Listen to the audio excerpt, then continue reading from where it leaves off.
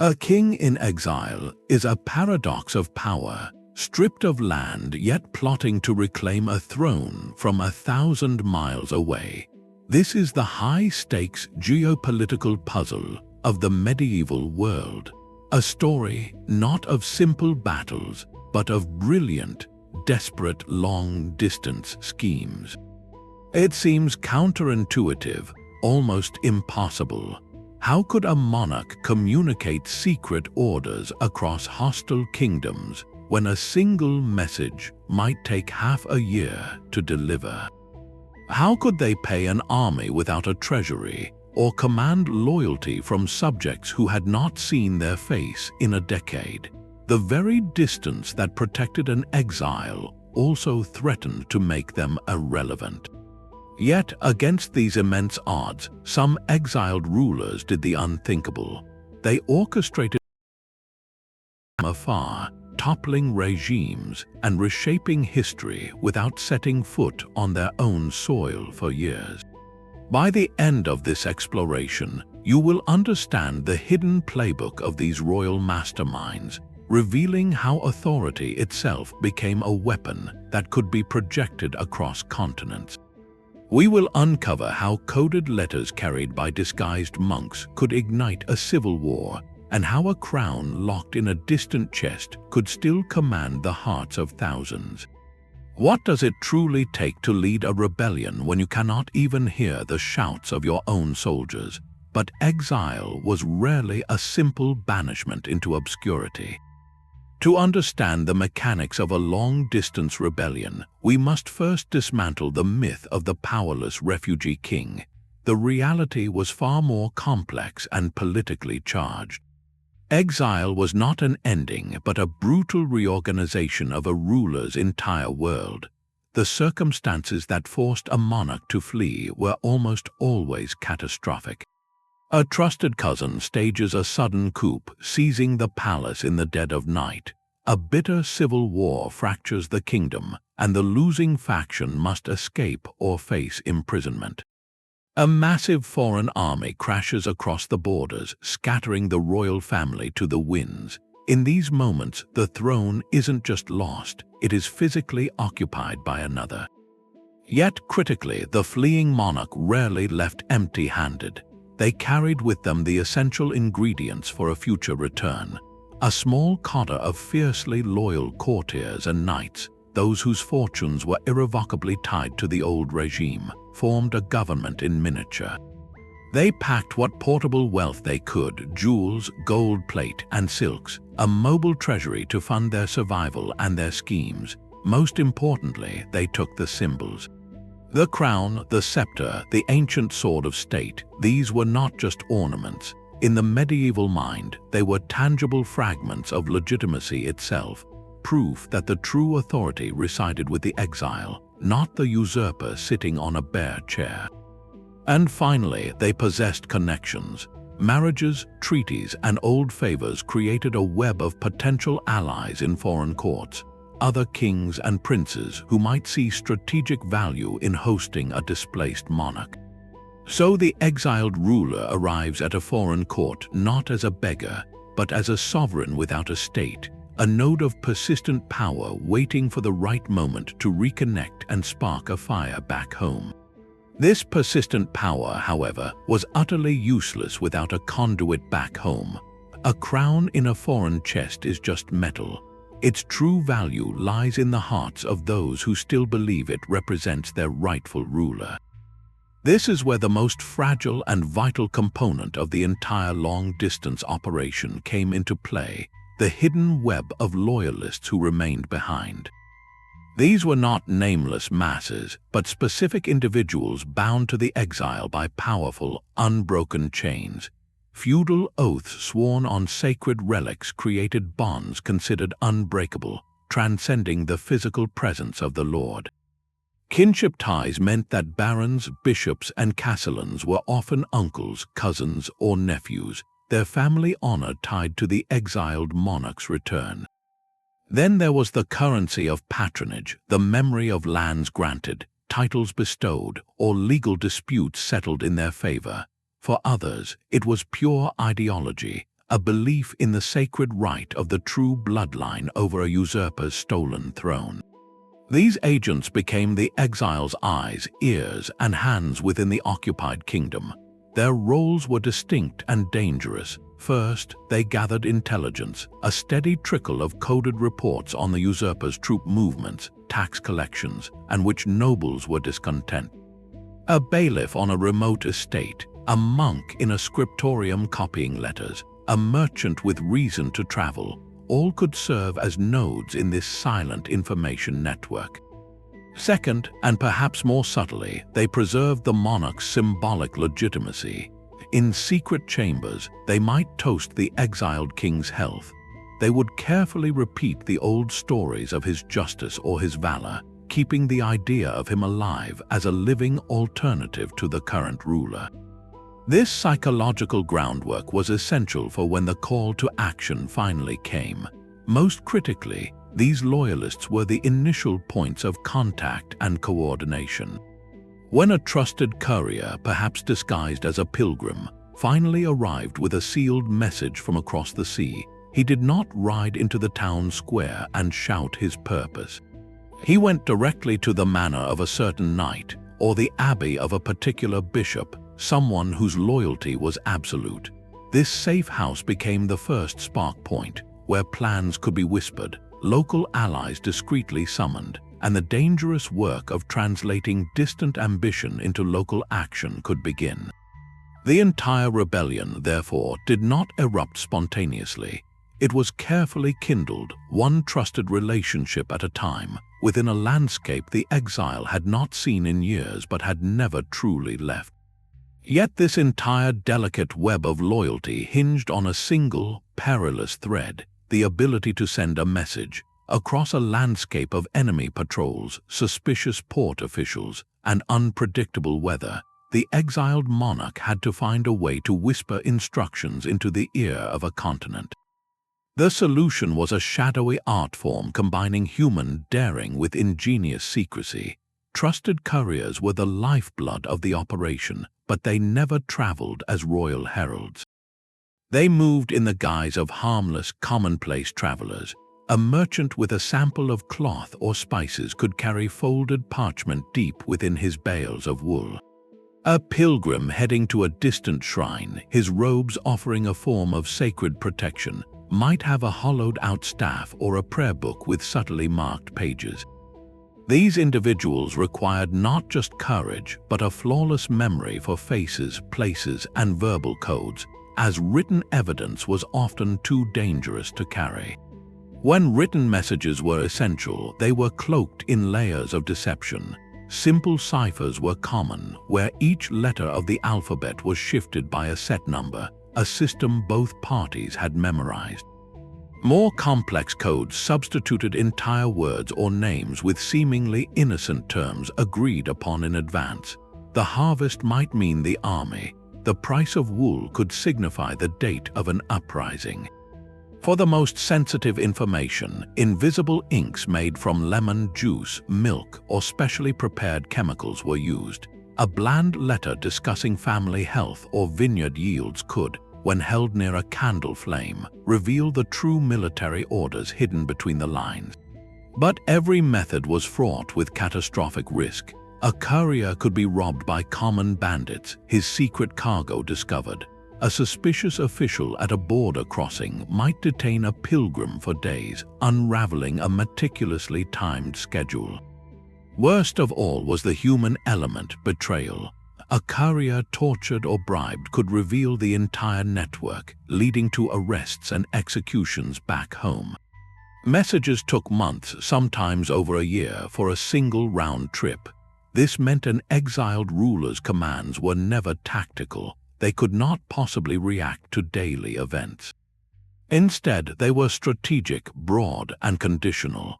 An order might read, if the usurper raises taxes on the northern lords, then activate the second phase next spring.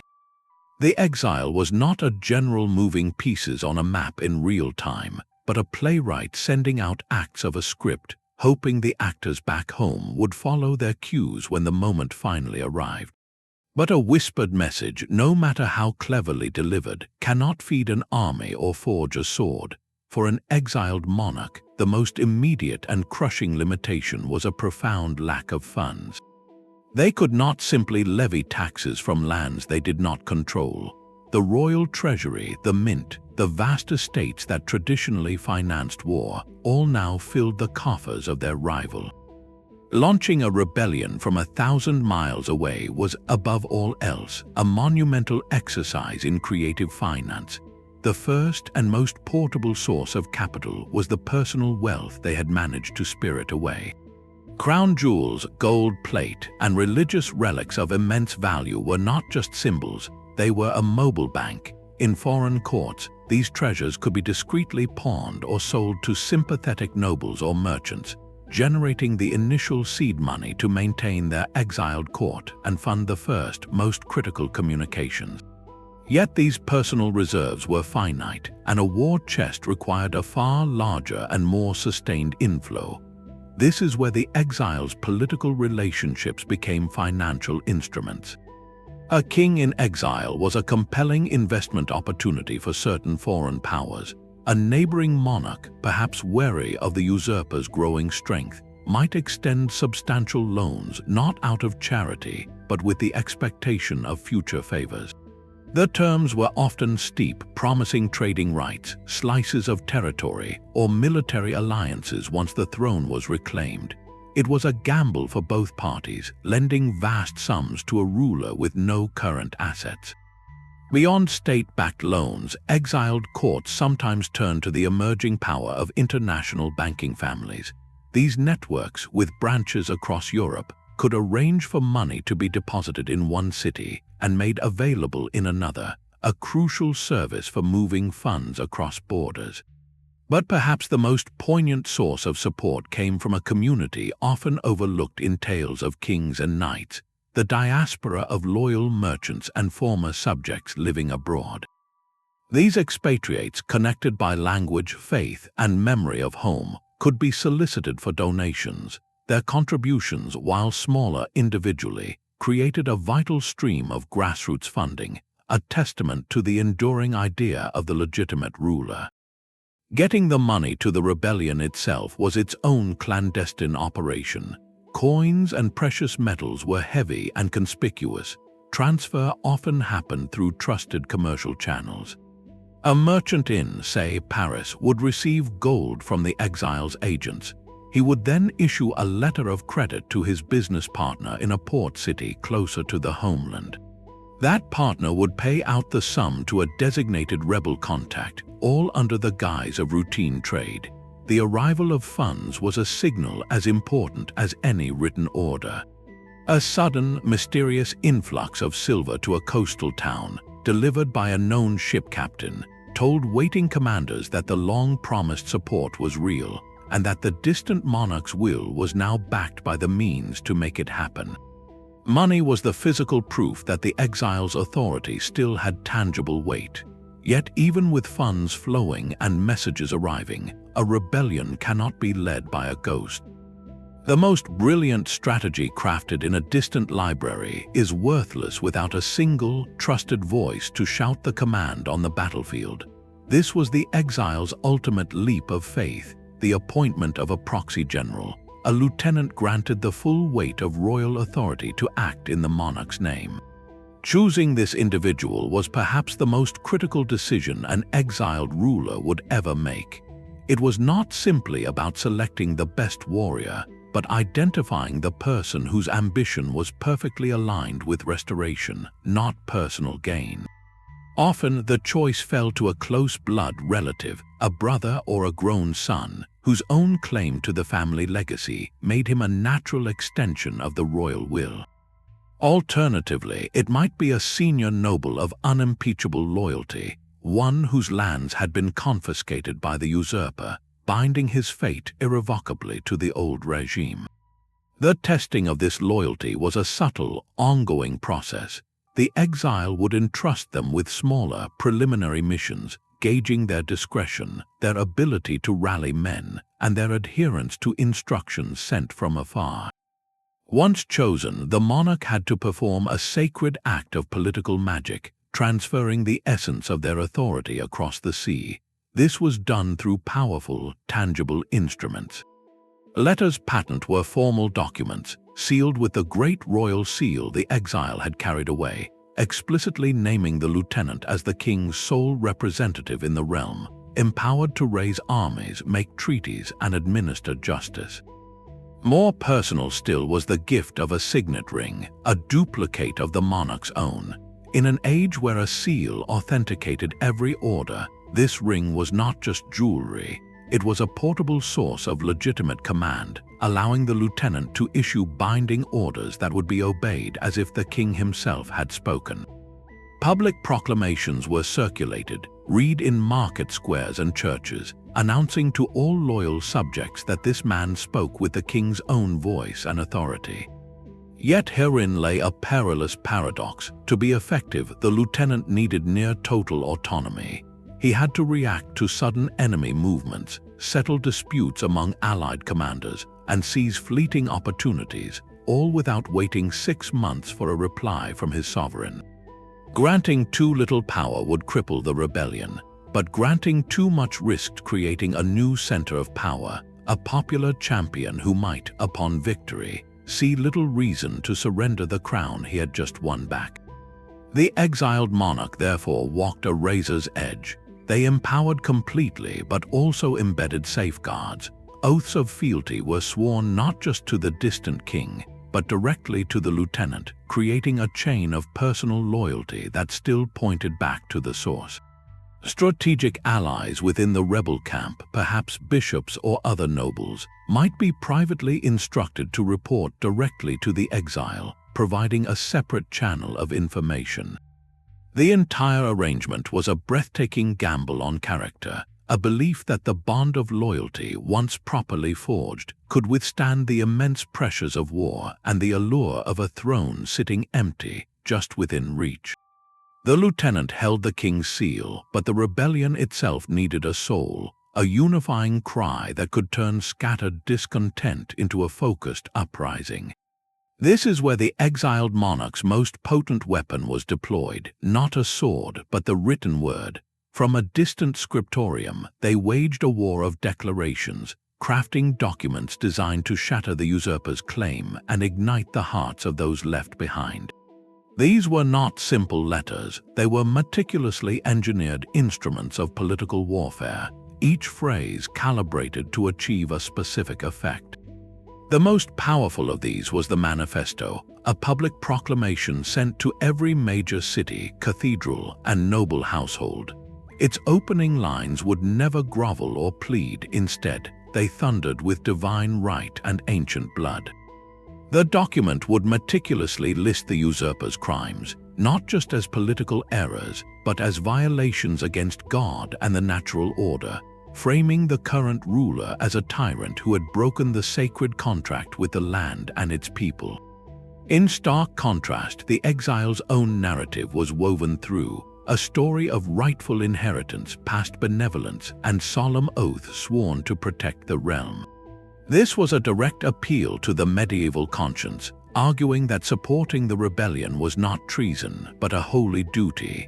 Beyond the public broadside, a parallel stream of more personal, targeted correspondence flowed to key individuals. Letters to powerful bishops invoked faith and the health of the church under a godless ruler. Messages to specific nobles recalled personal bonds, past favors granted, and detailed the specific lands and titles that would be restored to them upon victory, a direct promise that turned abstract loyalty into concrete future gain. In some cases, the ultimate endorsement was sought from a higher spiritual authority. A successful appeal to the Pope could result in a papal bull, a decree from the throne of St. Peter himself, denouncing the usurper as an enemy of Christendom and releasing all subjects from their oaths to him.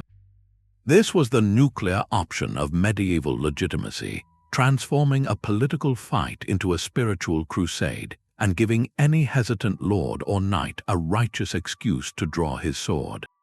The physical journey of these documents was as critical as their content. A single parchment, copied dozens of times by loyal scribes, would begin a dangerous pilgrimage. It traveled in the satchels of those same disguised couriers, hidden in merchant caravans or sewn into the linings of pilgrims' robes. Upon reaching a safe region, the copies would fan out, carried by trusted local riders to predetermined destinations. The moment of dissemination was a dramatic and highly risky public event. A sympathetic priest might read the manifesto aloud after Mass, his voice echoing through the stone vaults of a cathedral to a captive audience. A town crier, paid with rebel silver, could announce it in the market square at dawn. Each reading was an act of defiance, a tangible spark that proved the exiled king was not a memory but an active, commanding presence. The reaction to these documents served a dual purpose. They rallied the already loyal, giving them a script and a justification for action. But just as importantly, they acted as a perfect test of allegiances. A lord who publicly burned the proclamation revealed himself as an enemy. A city council that debated it for days showed its division and fear, and a knight who quietly preserved the parchment, hiding it away but sharing its message with trusted men, identified himself as a potential recruit. In this way, the written word did more than communicate. It physically mapped the landscape of loyalty itself, revealing where the embers of rebellion would catch and where they would be stamped out, all guided by the hand of a ruler who might be writing by candlelight 1,000 miles away. The true power of this long-distance strategy is not found in theory, but in the cold, calculating reality of its execution. One of history's most definitive examples unfolded in the final bloody chapter of England's Wars of the Roses, orchestrated by a man who spent more than half his life in exile, Henry Tudor.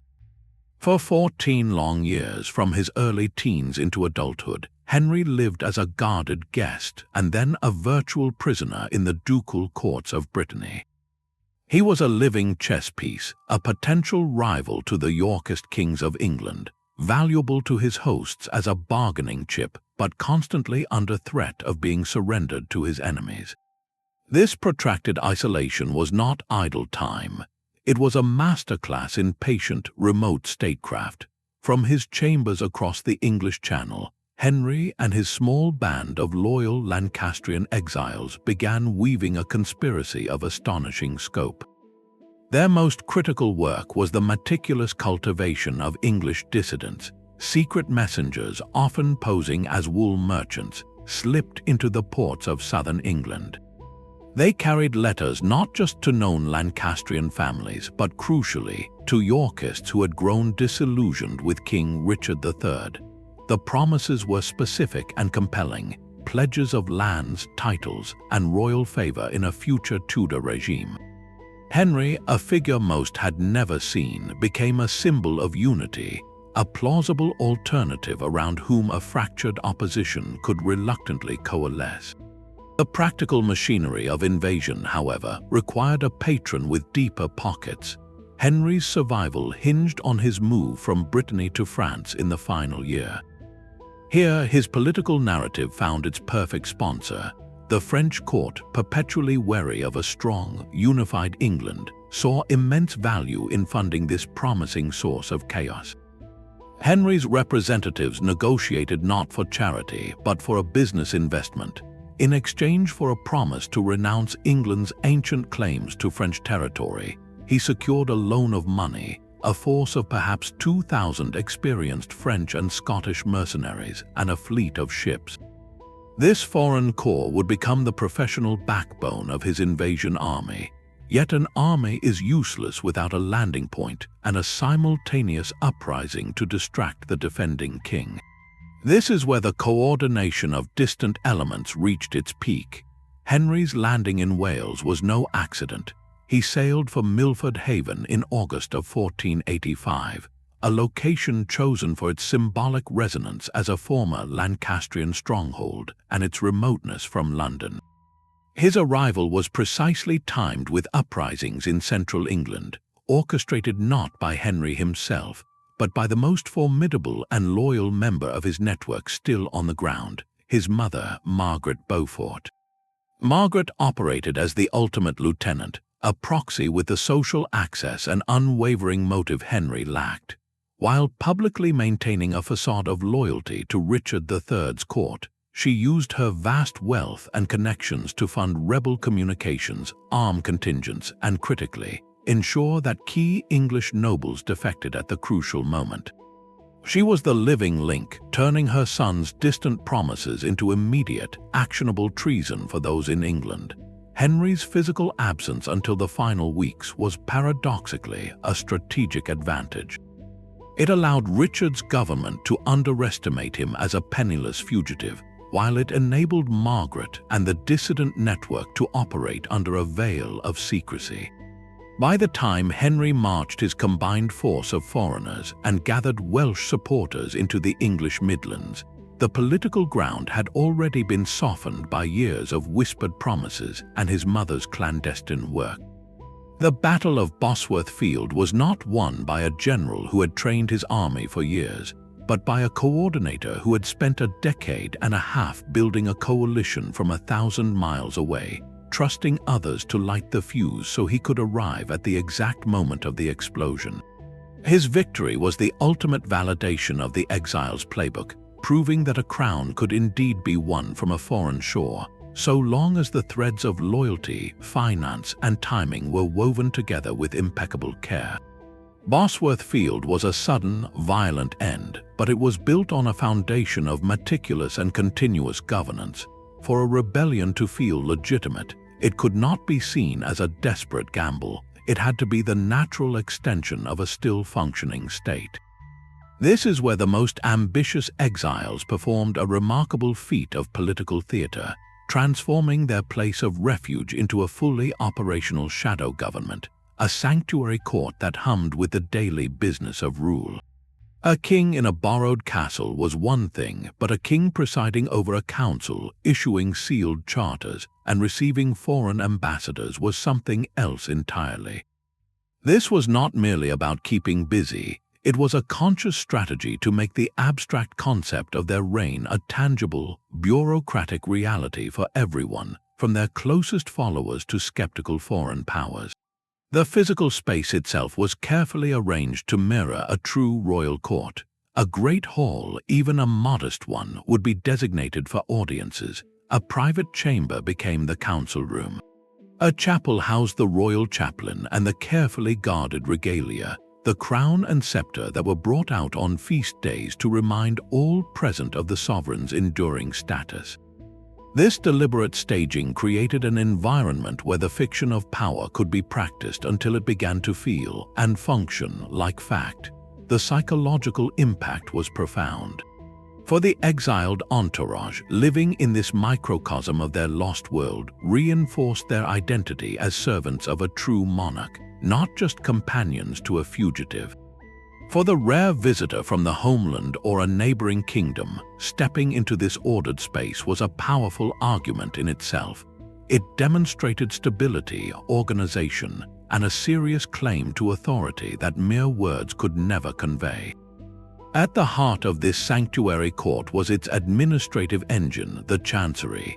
In a normal kingdom, the Chancery was the central writing office, responsible for every official document that flowed from the crown, from tax records to treaties. In exile, this department became the primary instrument for projecting sovereignty across the distance. Staffed by a handful of loyal clerks who had fled with their pens and sealing wax, the Chancery worked tirelessly. Its most vital product was the steady stream of letters and charters, all written in the formal style of state and authenticated with the great royal seal the exile had saved. These documents did not speak of hopes or maybes, they spoke with the certainty of command. They appointed local commanders, granted titles to lands still under enemy control, and issued pardons to those who would switch sides. Each one was a piece of the kingdom, decreed into existence from afar. When a rebel baron in the homeland received such a charter, granting him the earldom he coveted, it was not a piece of hopeful parchment, it was a legally binding promise from a functioning government. It gave him a tangible stake in the success of the rebellion, a future contract signed in the present. Beyond domestic orders, the Chancery also produced credentials for ambassadors and negotiated draft treaties with foreign states. These agreements, promising trade or alliance upon restoration, were treated with full diplomatic seriousness. By engaging in this paperwork of statecraft, the Exile forced other rulers to engage with them not as a pity case, but as a fellow sovereign, a government in waiting with whom it was prudent to do business. This bureaucratic activity was directed by the Exiles Council, a compact version of the royal advisory body that would have met in the palace back home. This group was the strategic brain of the operation, transforming raw intelligence from couriers into coherent policy. Its members were a carefully selected mix of senior nobles, experienced military commanders, and often a trusted bishop or two, providing both spiritual counsel and a connection to the church's vast communication networks. The council met regularly, debating reports, analyzing the loyalties of specific lords back home, and planning the next phase of diplomatic outreach. Their discussions gave structure to the long, uncertain years of waiting. More importantly, the very existence of this council provided a crucial check on the monarch's own impulses and a source of collective wisdom. It signaled to outsiders that decisions were not the rash edicts of a desperate man, but the considered judgments of a full government. When this council received envoys from a potential ally, the effect was deliberately impressive. The envoy would be ushered into a chamber where the exile sat surrounded by these advisors, a scene indistinguishable from an audience in any legitimate capital. The message was clear: you are not treating with an individual, you are treating with a state. The ultimate test of this shadow government's reality, however, came in the realm of foreign recognition. Maintaining a diplomatic corps in exile was a high-wire act of persuasion and persistence. The exile's ambassadors, often chosen from among the most eloquent and well-connected courtiers, had a nearly impossible task. They had to lobby foreign courts with no territory to offer, no immediate army to lend, and no certain future. Their currency was entirely prospective, promises of friendship, trade concessions, and military alliance once the throne was regained. Their success depended on selling a compelling narrative of inevitable return, backed by the visible evidence of a functioning court and a detailed plan. A skilled ambassador would not just ask for help, he would present maps, lists of supportive nobles back home, and economic proposals for a post-war relationship. He would argue that supporting the exile was a strategic investment in a future ally and a check against the current usurper's power. When a foreign monarch agreed to even a minor gesture, like formally receiving the exile's ambassador or offering a small, discreet loan, it was a victory of immense symbolic weight. It meant the sanctuary court's performance of sovereignty had been convincing enough to earn a place, however tentative, on the international stage. This external validation then fed back into the entire operation, boosting the morale of the exiled community, and when news of it filtered home, strengthening the resolve of the rebels waiting in the shadows. The sanctuary court was therefore a self-fulfilling prophecy. By acting with the full apparatus of a state, it generated the legitimacy and recognition that a state requires to survive, creating a sphere of authority that began in a borrowed hall and reached, through parchment and persuasion, all the way to the contested throne 1,000 miles away. The sanctuary court's performance of power was only convincing if someone in the audience was willing to invest.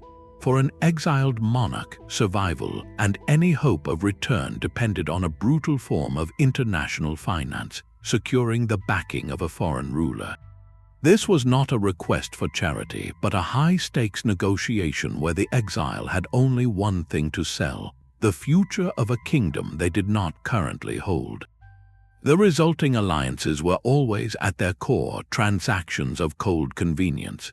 A foreign king or duke saw in the displaced sovereign not a fellow monarch in distress, but a strategic opportunity, a living instrument to weaken a rival, gain a future ally, or simply cause chaos on a troublesome border. The exiled ruler, in turn, became a master of promising what they did not yet own, mortgaging their kingdom's future to fund its liberation. The typical bargains struck would shape the geopolitical landscape for decades. The most straightforward currency was land. An exile might pledge a strip of border territory, a wealthy port city, or even a claim to an entire region to the power that bankrolled their return. These were not empty gestures. Formal treaties were drawn up and signed in the sanctuary court, granting away pieces of the homeland with the stroke of a pen. Trade privileges were another powerful lure, promising a host nation exclusive access to lucrative markets or exemption from tolls once the rightful ruler was restored. Military alliances were almost always part of the package, a pledge to join future wars on the side of their benefactor, effectively turning the reclaimed kingdom into a client state for a generation. The most personal and binding bargain was the marriage pact. An exile's son, daughter, or even the monarch themselves would be promised in marriage to a prince or princess of the host court. This wove the two dynasties together, ensuring the supporting power would have a direct bloodline claim to influence or even inherit the throne they helped restore. For rulers exiled over religious conflict, the appeal could be framed as a holy cause, rallying support from foreign co-religionists who saw the usurper as a heretic or an infidel.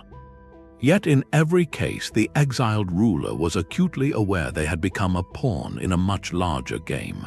Their personal rebellion was now a proxy conflict, serving their host's strategic interests. A classic example is found in the tangled politics of 15th century France and England. The French crown, perennially at odds with a strong, unified England, found immense value in sheltering and funding Lancastrian claimants like Henry Tudor. His rebellion against the Yorkist kings served Paris perfectly, draining English resources, creating internal division, and preventing England from projecting power across the Channel. Henry, for his part, understood this dynamic completely. He leveraged French fears expertly, securing the ships, mercenaries, and money for his invasion in 1485 by promising to renounce England's ancient claims to French territory, a concession that cost him nothing in the moment but would define his future foreign policy. He was a weapon they aimed at their enemy, and he was willing to be that weapon if it meant a chance at his throne. This delicate dance required the exile to maintain a precarious balance, accepting essential support without becoming so entangled that they lost all freedom of action upon victory.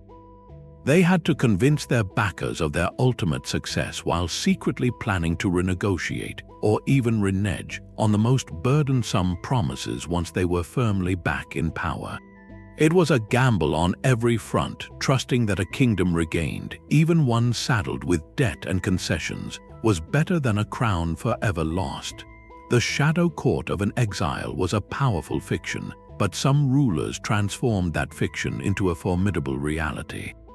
No story illustrates this more dramatically than the Byzantine emperors who lost everything, only to rebuild an empire from the ground up. In the year 1204, an event of shocking sacrilege shattered the medieval world. An army of crusaders, diverted from its holy mission, turned on the Christian city of Constantinople. They breached the mighty Theodosian walls, not to liberate but to loot. For 3 days, the Queen of Cities was subjected to an ordeal of plunder.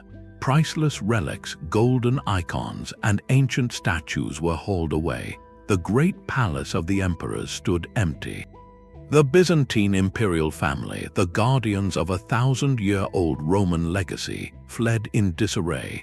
The empire seemed extinguished, its heart ripped out and occupied by Latin knights who carved the land into petty feudal states. In that moment of absolute catastrophe, the idea of Byzantium faced its greatest test. Could an empire survive when its capital, its treasury, and its very soul were in the hands of foreigners? The answer would come not from a sudden, heroic charge, but from a patient, decades-long campaign of cultural preservation and political rebirth, masterminded by emperors in exile. These emperors did not flee to a foreign court, they retreated to what remained. One branch of the displaced aristocracy, the Lascarid family, established a new capital in the ancient city of Nicaea, just across the sea from lost Constantinople. This was not a government in waiting, it was a government in action. Theodore Lascaris and his successors faced a shattered landscape. They had no grand treasury, no vast armies. What they possessed, however, was something the Latin occupiers could never steal: the unbroken thread of Byzantine identity. Their first and most vital act was to declare themselves the legitimate Roman emperors. This was not an empty title. In Nicaea, they meticulously recreated the full imperial apparatus. A patriarch was crowned, restoring the Orthodox Church's leadership. The elaborate court ceremonies, the intricate bureaucracy, the silk-clad administration, all were revived. For the displaced Greek population of Anatolia, Nicaea became a beacon, a living proof that their civilization had not ended. It was a sanctuary state that performed the rituals of empire with such conviction that it began to become the empire. Scholars, artists, and theologians flocked to its courts, ensuring that Byzantine law, literature, and faith were not just preserved but flourished. This cultural fortress was the foundation of everything that followed. It gave the exiles their most powerful weapon, a compelling answer to a simple question: who are we? They were not refugees, they were the Romans, and Constantinople was their stolen home. Maintaining an ideology, however, requires more than ceremony. It demands security and growth. The Lascarids of Nicaea were surrounded by enemies, from the Latin Empire in Constantinople to the powerful Seljuk Turks to the east, and rival Greek claimants in other splinter states. Their strategy was a masterful blend of the sword and the wedding contract. Militarily, they adopted a posture of disciplined expansion. They did not launch a doomed frontal assault on the heavily fortified Constantinople. Instead, they spent decades consolidating their control over Western Anatolia, forging a compact, well-administered, and economically resilient core territory. Their army, though not vast, became a highly effective instrument, blending traditional Byzantine cavalry with innovative tactics. This military pressure served a constant diplomatic purpose, reminding the Latins and their own Greek rivals that Nicaea was a permanent and growing power. Parallel to this military pressure ran an intricate web of marital diplomacy. The Lascarids used their imperial bloodline as a strategic asset. Marriage alliances were struck with the Bulgarian Tsar to secure the northern flank. They married into the noble families of the rival Greek state of Epirus, weaving networks of kinship that could neutralize an enemy or pave the way for peaceful unification. Most crucially, they maintained a constant diplomatic dialogue and often conflict with the great maritime power of the era, the Republic of Venice, and its rival Genoa, both of whom held vital interests in the region. The emperors in Nicaea played these Italian merchant republics against each other, seeking a critical naval ally. The goal was always clear: to isolate the Latin Empire in Constantinople, to squeeze it from the land and eventually from the sea.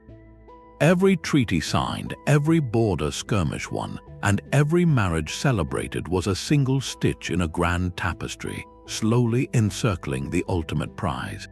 The final, triumphant stitch was woven by an emperor who embodied the patience of the exile, Michael VIII Palaiologos. He did not begin as a Lascarid, but as a general and regent who eventually seized the throne, uniting the military might of Nicaea with its unshakable imperial claim. By the 1260s, the strategic groundwork was complete. The Latin Empire was a hollow shell, bankrupt, divided, and utterly isolated. Its walls were still mighty, but it had no friends and no hope of relief. Michael understood that the moment for symbolic return had arrived. He did not merely march an army, he orchestrated a campaign of precise opportunism. His greatest challenge was naval, for Constantinople was a city surrounded by water. His masterstroke was securing the fleet of Genoa, promising them extraordinary trading privileges in a restored Byzantine capital. With Genoa's ships commanding the sea, he could transport his troops to the very walls. The actual recapture in 1261 was less an epic battle and more of a brilliant tactical operation. A small, trusted detachment of his troops, led by his general Alexios Strategopoulos, discovered an unguarded postern gate in the land walls. On a night in July, they slipped inside, opened the gates for the main force, and took the sleeping city with startling speed. The Latin emperor fled by boat, scarcely believing his empire had ended not with a siege, but with a silent infiltration. When Michael VIII entered Constantinople, he walked into a city scarred by decades of neglect, its population a fraction of its former glory, its palaces in ruins. Yet he entered as a Byzantine emperor returning to his throne. He went directly to the great cathedral of Hagia Sophia, where a patriarch performed a solemn ceremony of purification and restoration, washing away the decades of Latin occupation. The empire had come home not as a ghost, but as a living force rebuilt over 57 years in exile. Its victory was a testament to an extraordinary truth, that an empire can reside not just in stones and mortar, but in the unwavering persistence of an idea, nurtured, defended, and finally redeemed by those who refuse to let its story end. The sheer distance between command and action introduced a fundamental flaw into every plan, the complete absence of a shared clock. An exiled monarch, drafting orders by candlelight in a foreign hall, was attempting to conduct a symphony where every musician was in a different room, receiving their sheet music months apart. The messages we have discussed, those cleverly coded letters carried by pilgrims, took not days or weeks, but often half a year or more for a single round trip. A request for information sent in the autumn might not receive a reply until the following summer.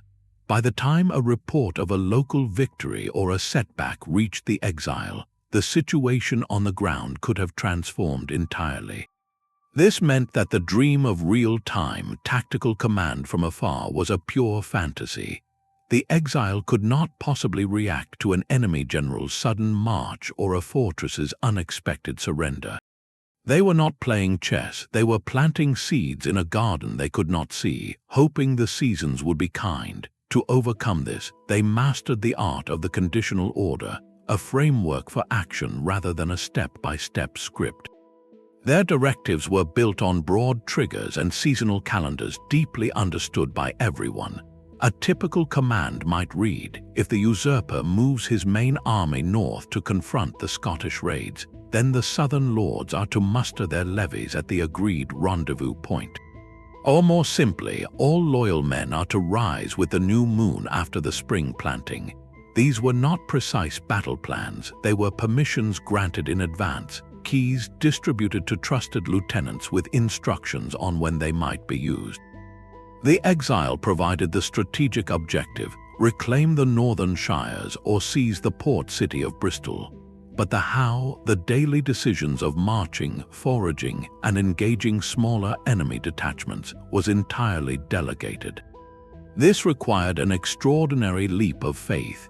The monarch had to trust that their chosen local commanders shared their ultimate vision and possessed the competence and courage to interpret their broad orders correctly. A bold lieutenant might see an unforeseen opportunity, a rival lord's army weakened by illness, and decide to attack immediately rather than wait for a preordained date, effectively rewriting the exile's long-distance plan in the moment. Conversely, a cautious commander might misinterpret a directive, holding back when he should have advanced, and allow a crucial chance to slip away. The exile, sipping wine in their distant sanctuary court, would not know of this success or failure for months. Their entire campaign was a collection of local initiatives, loosely synchronized by those old, slow-moving messages, surging forward or stalling based on the judgment of men acting in the king's name but utterly beyond his immediate control. This system placed immense weight on the quality of the initial instructions and the character of the people who received them. A well-crafted conditional order accounted for variables. It offered alternative courses of action based on likely scenarios described in the last intelligence report, which was already outdated.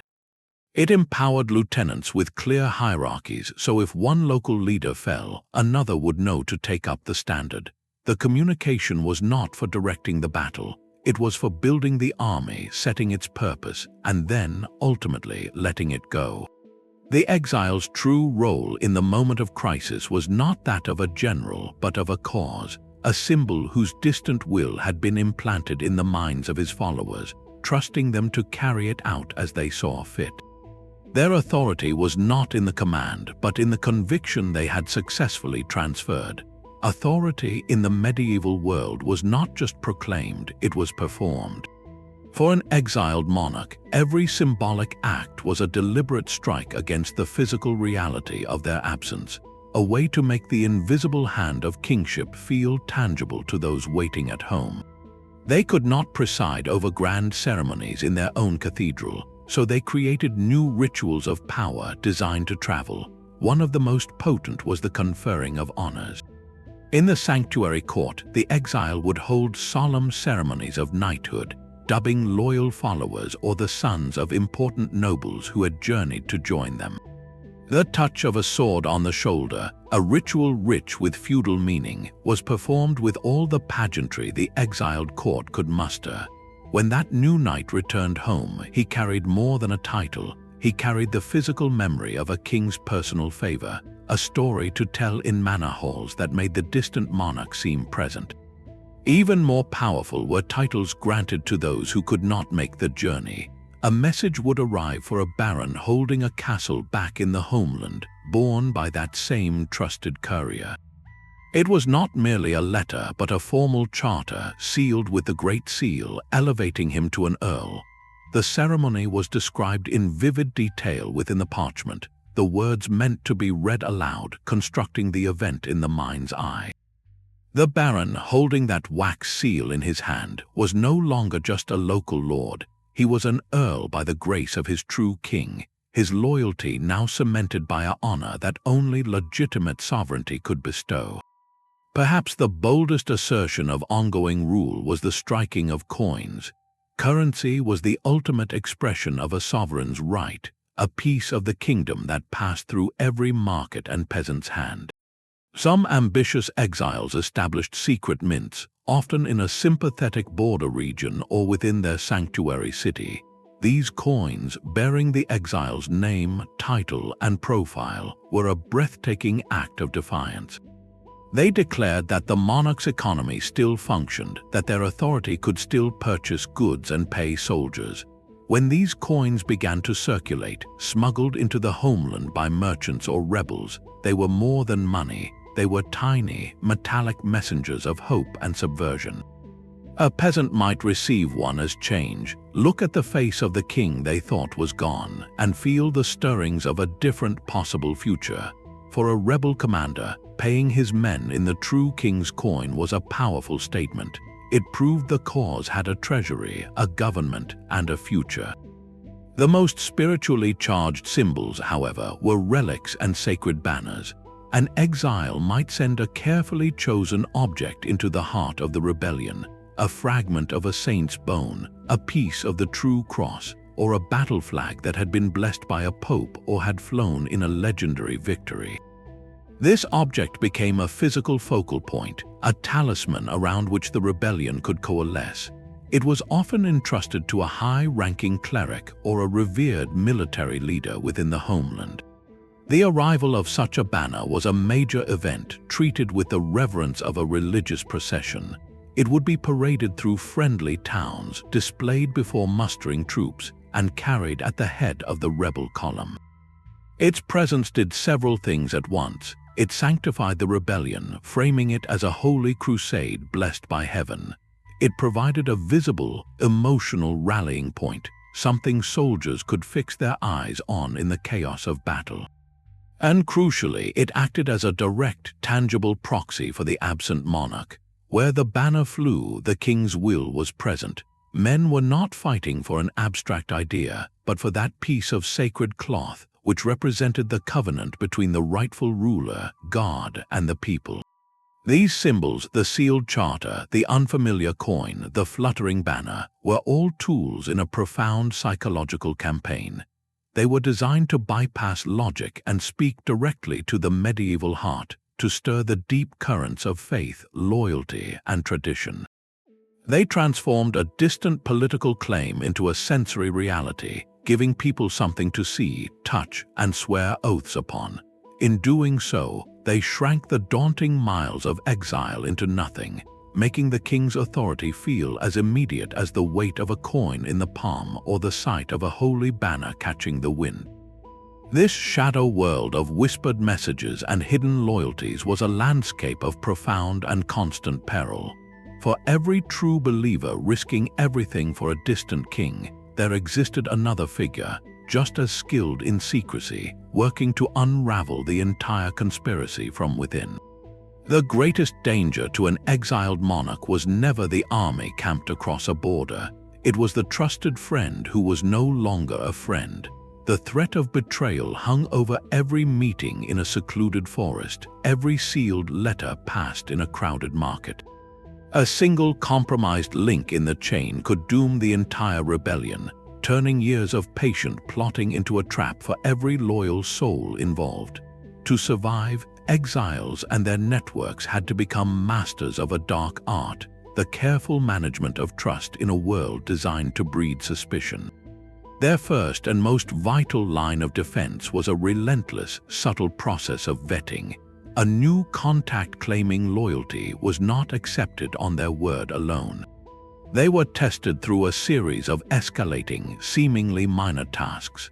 A local knight might be asked to provide a safe night's lodging for a traveling merchant, a low-risk favor that proved his willingness to defy the usurper's authority.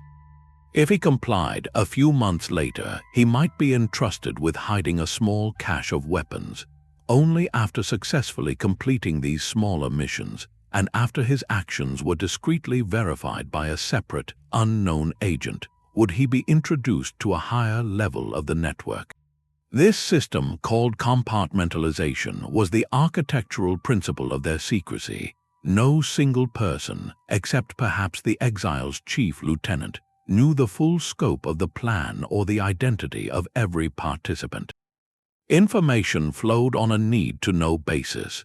The courier who carried a message from the coast to an inland city knew his starting point and his destination, but not the contents of the sealed packet or the names of the other messengers on the route. The local squire storing rebel arms knew only the one knight who delivered them. This created a series of isolated cells. If one person was captured and broke under pressure, they could only betray the few individuals they had directly interacted with, not the entire web. To further insulate the core leadership, exiles relied on intermediaries known as cutouts. A cutout was a neutral or unwitting third party used to pass information or goods between two parties who never met. A rebel agent might leave a package with an innkeeper, paying him well to hold it for a friend. An hour later, a second agent, unknown to the first, would arrive, give a prearranged code phrase, and collect the package.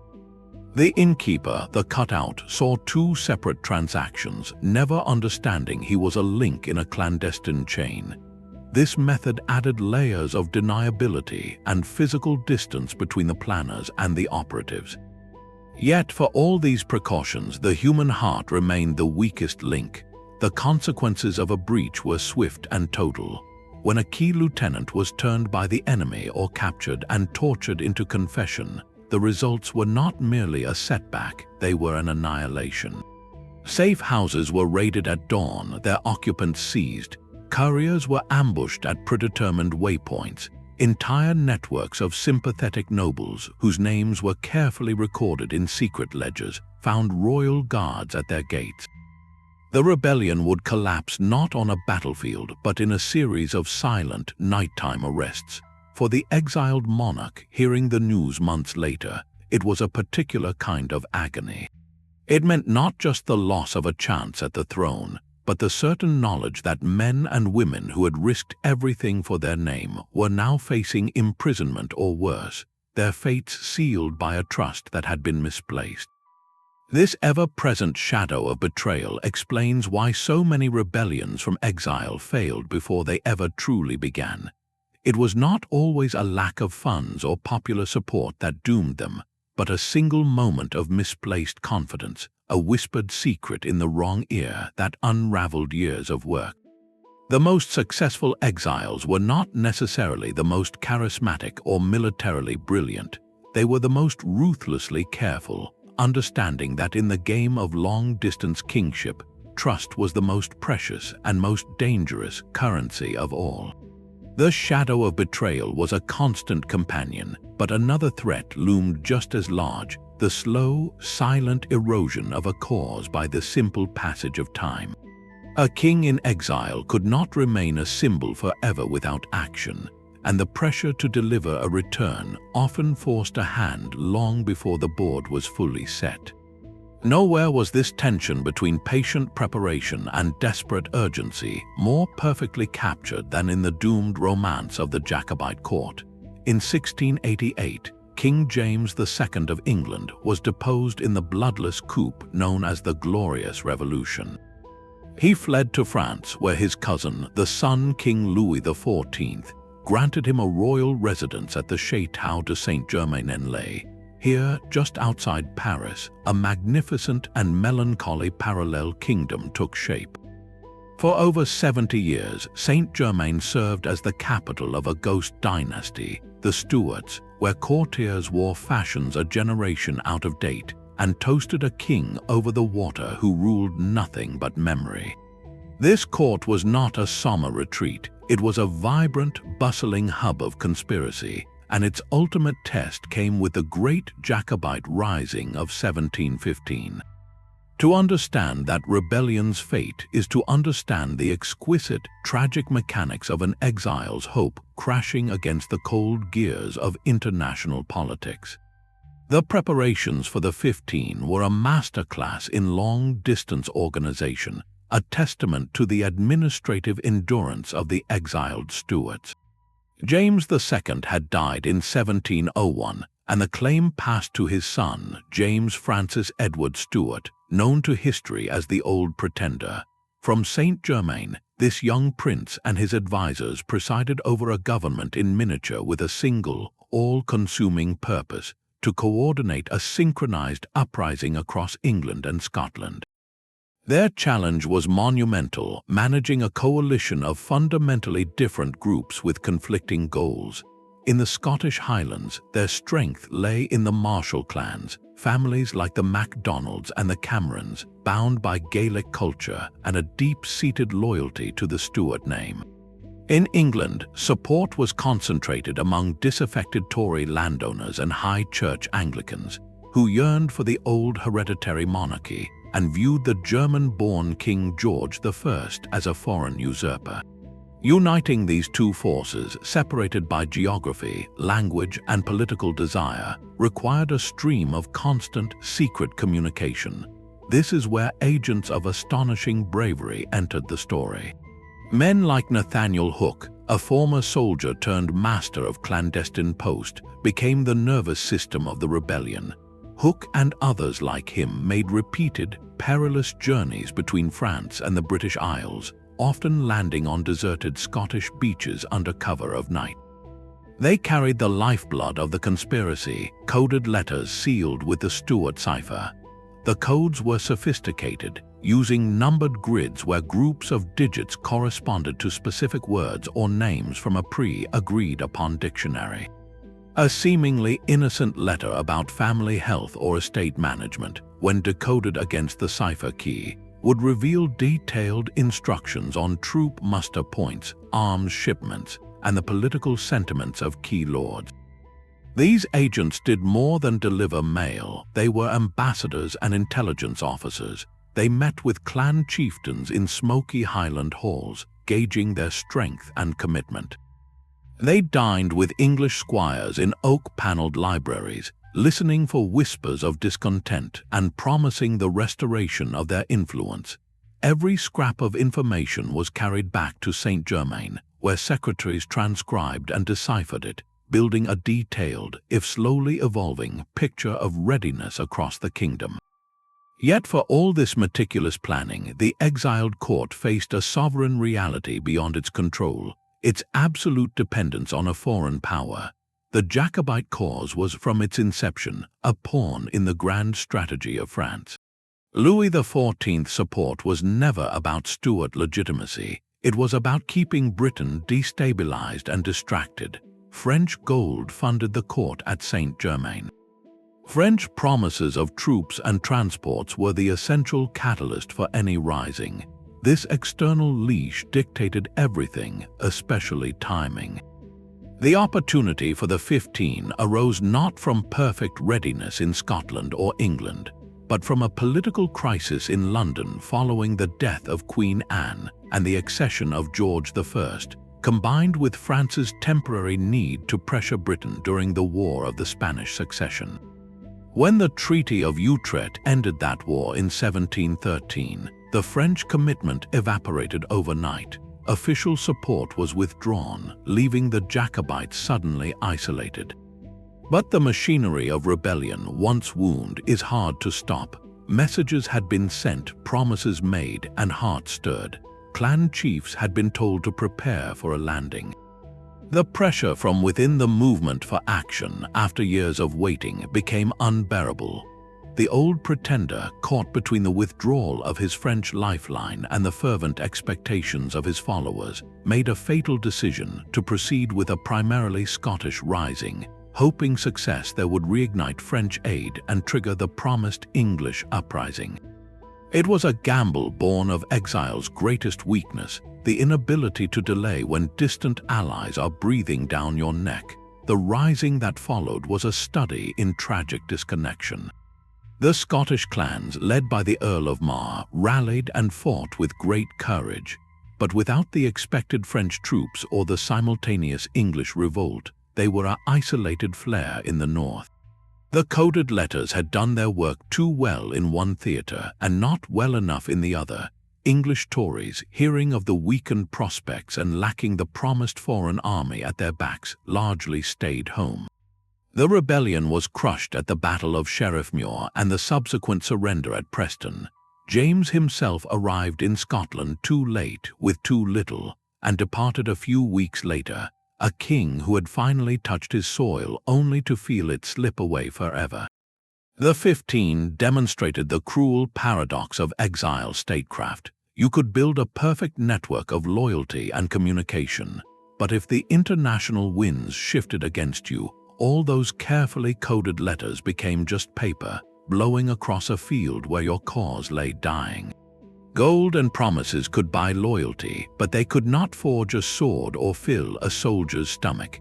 The final, most brutally practical test for an exiled monarch was the art of supplying an army they had never laid eyes on, across a sea they could not cross.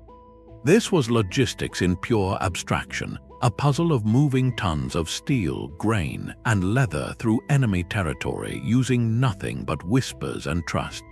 The first challenge was the most dangerous: arms. A rebellion needed weapons, and not just the hunting bows and family blades that loyal farmers might bring, but professional gear, pikes by the hundred, barrels of gunpowder, and crates of muskets. An exile could not simply walk into a market and place an order.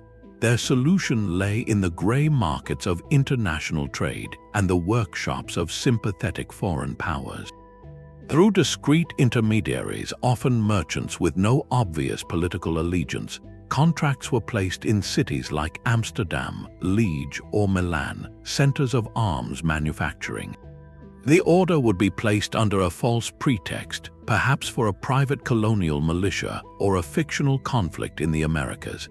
Payment was arranged through the same complex banking channels used for general funds, with the exile's agents depositing money with an Italian banker, who then authorized the arms merchant to draw on his associate in another city. Once manufactured, the cargo faced its perilous journey. It could not sail directly to a major port under the usurper's control.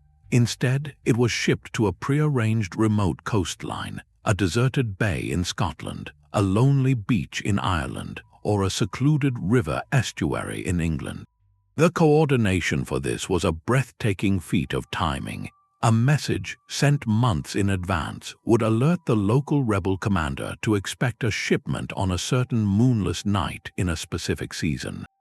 The message might describe the vessel, a two-masted Dutch flight with a patched foresail, or give a recognition signal like 3 lanterns in a triangle. On the appointed night, the local rebels would be waiting, not with torches, but hidden in the dunes or the tree line, their carts ready. The ship would anchor offshore, and small boats would ferry the crates to the beach in a frantic, silent operation. By dawn, the ship would be gone, and the arms would already be moving inland to a hidden depot. This depot system was the rebellion's secret circulatory system. A sympathetic local landowner, perhaps a minor squire whose loyalty was absolute, would offer a remote barn, a cave network, or a disused mine shaft on his property. These locations were chosen for secrecy and defensibility, often known only to a handful of people. Here, the imported arms would be stored alongside the second critical supply, food. An army marches on its stomach, and feeding a rebel force was an even more diffuse operation than arming it. It relied on the quiet, cumulative generosity of the local population. Farmers in supportive regions would be encouraged through the Exile's local lieutenants to set aside a portion of their harvest, a few extra sacks of grain, sides of bacon, or wheels of cheese. This was not a formal tax which would draw immediate attention, but a voluntary cash, often framed as a religious tithe or an insurance against the usurper's own levies. These contributions would be gathered by trusted village elders or priests and transported in small, innocuous carts to the same hidden depots. The depot keeper, a figure of immense responsibility, became a quartermaster without a uniform, maintaining secret ledgers of what was stored and dispersing supplies only to messengers bearing the correct token or code phrase from the regional commander. The entire system was a masterpiece of distributed trust, functioning without any central overseer. The Exile from their distant court had set the initial conditions, approved the contracts, and funded the first shipments. But the daily reality of receiving, hiding, and distributing these vital goods fell to people they would never meet, acting on faith that the king's cause was real and that their risks would one day be rewarded. A single betrayal at any point, a greedy ship's captain, a depot keeper tempted by a reward, or a farmer fearful of discovery, could expose an entire network of supply, leaving a mustered rebel force armed with nothing but hope. The success of this invisible infrastructure was what turned a distant monarch's ambition into the cold, hard reality of an army that could actually fight. While the hidden depots stored the physical tools of rebellion, another, more insidious campaign was already underway in the minds of the people. An exiled monarch understood that a throne could be reclaimed not just by force of arms, but by the erosion of the usurper's very right to sit upon it. This was the shadow war of propaganda, a deliberate effort to poison the well of public opinion and make the ground itself seem to shift beneath the sitting ruler's feet. Where the Exile's manifestos sought to inspire their own followers, these darker arts aimed to paralyze the enemy's support, turning strength into doubt and loyalty into fear. It was a psychological siege fought with whispers, forged letters, and carefully amplified truths. The first and most vital target was the concept of legitimacy itself. A usurper's power often rested on a fragile narrative, a claim of necessity or divine favor that had justified the original seizure. The Exile's agents worked tirelessly to pick apart this story. In market squares and taverns, rumors would begin to circulate. always attributed to a trustworthy but unnamed source, a traveling friar who had seen an omen, or a learned clerk who had found an old prophecy. The tales varied, but their theme was constant. The current ruler was not heaven's chosen, but a violator of sacred order. Perhaps a story spread that the coronation oil had been spoiled, invalidating the anointing. Maybe a letter, expertly forged to look like it came from a distant bishop, questioned the legality of the usurper's marriage, casting doubt on the legitimacy of their heir. The goal was to seed a pervasive unease, the sense that the regime was built on sand and that God's favor had departed. Alongside this spiritual undermining ran a relentless assault on the ruler's character, framed not as political opposition but as moral indictment. Here, the exiles leveraged the medieval world's powerful sense of a king's duty to his people. Reports of the usurper's cruelty, whether real or exaggerated, were magnified and disseminated. A heavy but legitimate tax for defense could be twisted into a tale of greedy extortion, leaving peasants to starve. A necessary execution of a traitor became a story of paranoid brutality against a loyal subject. These narratives were designed to fracture the bond between ruler and ruled, transforming a political leader into a tyrant in the popular imagination. The agents were careful to make the stories relatable and visceral, focusing on hardships that any common person would understand: the weight of a new levy, the impressment of a village's young men, the arrogance of a royal forester seizing a family's pig. This cultivated a deep economic discontent, turning everyday frustration into a focused grievance against the man on the throne. Yet to make fear effective, it needed a counterpart, a promised end.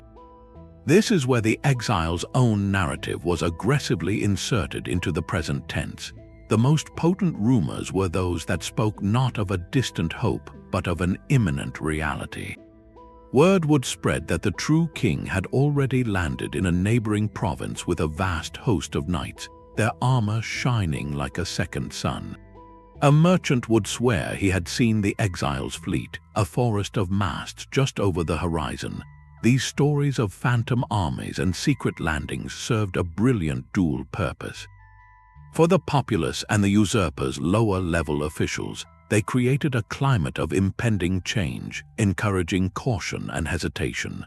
Why risk harshly enforcing an unpopular law for a regime that might be gone by next season? For the usurper's own inner circle and military commanders, these amplified reports bred strategic paralysis. Were the rumors true? Should they hold their forces in the capital, or send them to guard a distant coast against a threat that might not exist? This fog of uncertainty was the rebellion's greatest ally. Every moment the usurper spent investigating phantom threats, doubting his own intelligence, and questioning the loyalty of his court was a moment he was not crushing the real, growing rebellion in the countryside. The propaganda war thus created a perfect vacuum of authority, weakening the center so that the periphery, where the exile's real strength was gathering, could finally assert itself. The moment of crossing the water was a point of no return. All the coded letters, the secret treaties, and the hidden arms depots culminated in a single, terrifyingly public act: the exile boarding a ship to lead an invasion. This was the ultimate gamble, trading the relative safety of a foreign sanctuary for the mortal peril of a battlefield. It meant transforming from a distant political idea into a flesh and blood commander standing on the shore, where every decision would now have immediate and bloody consequences. The assembly of the invasion force was a delicate operation in itself. Rarely could an exile count on a grand national army from their host. More often, it was a patchwork quilt of desperate loyalists, foreign mercenaries, and adventurers, all bound by the promise of future reward. The core might be a few hundred seasoned knights and men at arms who had followed the monarch into exile, their loyalty hardened by years of shared hardship. To this nucleus, the exile added companies of professional soldiers for hire, Swiss pikemen, German landsknechts, or Italian condottieri. paid for with the last of the pawned jewels and foreign loans. These mercenaries were not fighting for a crown or a cause, but for a contract. Their discipline was both a strength and a vulnerability. Securing the vessels for this motley army was its own diplomatic tightrope. It required the tacit or open support of a maritime power, often negotiated as the final piece of the puzzle. The Exile needed more than just transport. They needed warships to protect the troop carriers from enemy patrols during the vulnerable crossing.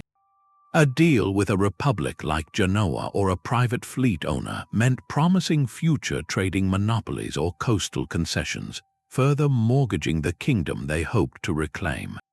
The choice of where to land was never arbitrary. It was a decision steeped in symbolic resonance and cold military calculation. The ideal landing site was a region with a deep history of loyalty to the Exiles' dynasty, a place where the local population would see the arriving ships not as an invasion, but as a liberation. A remote bay in Wales for a Lancastrian claimant, a familiar coastline in Scotland for a returning Stuart. These were locations where the landscape itself whispered of old allegiances.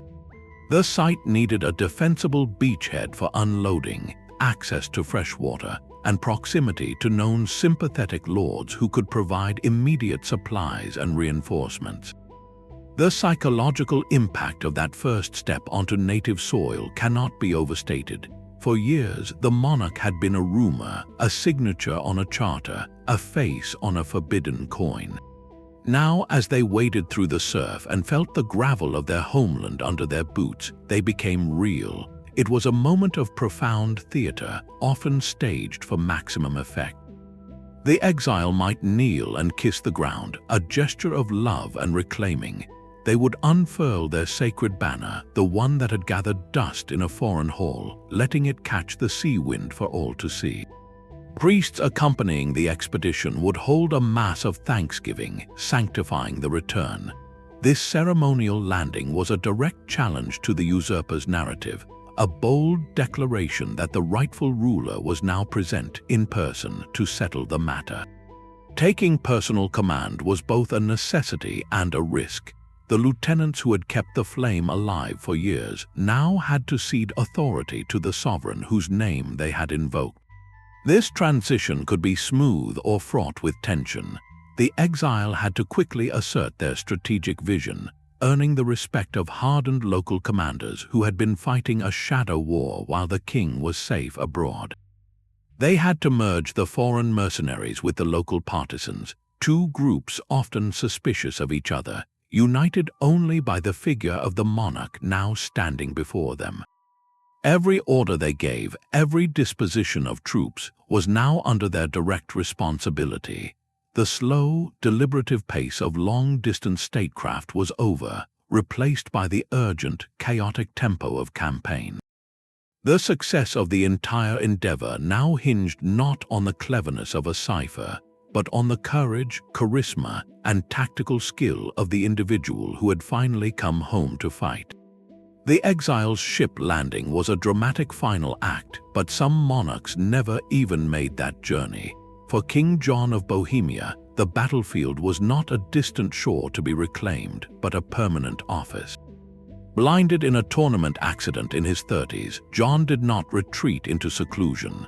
Instead, he transformed his physical absence into a different kind of power, governing his Central European kingdom for nearly 2 decades from the saddle of a warhorse hundreds of miles away.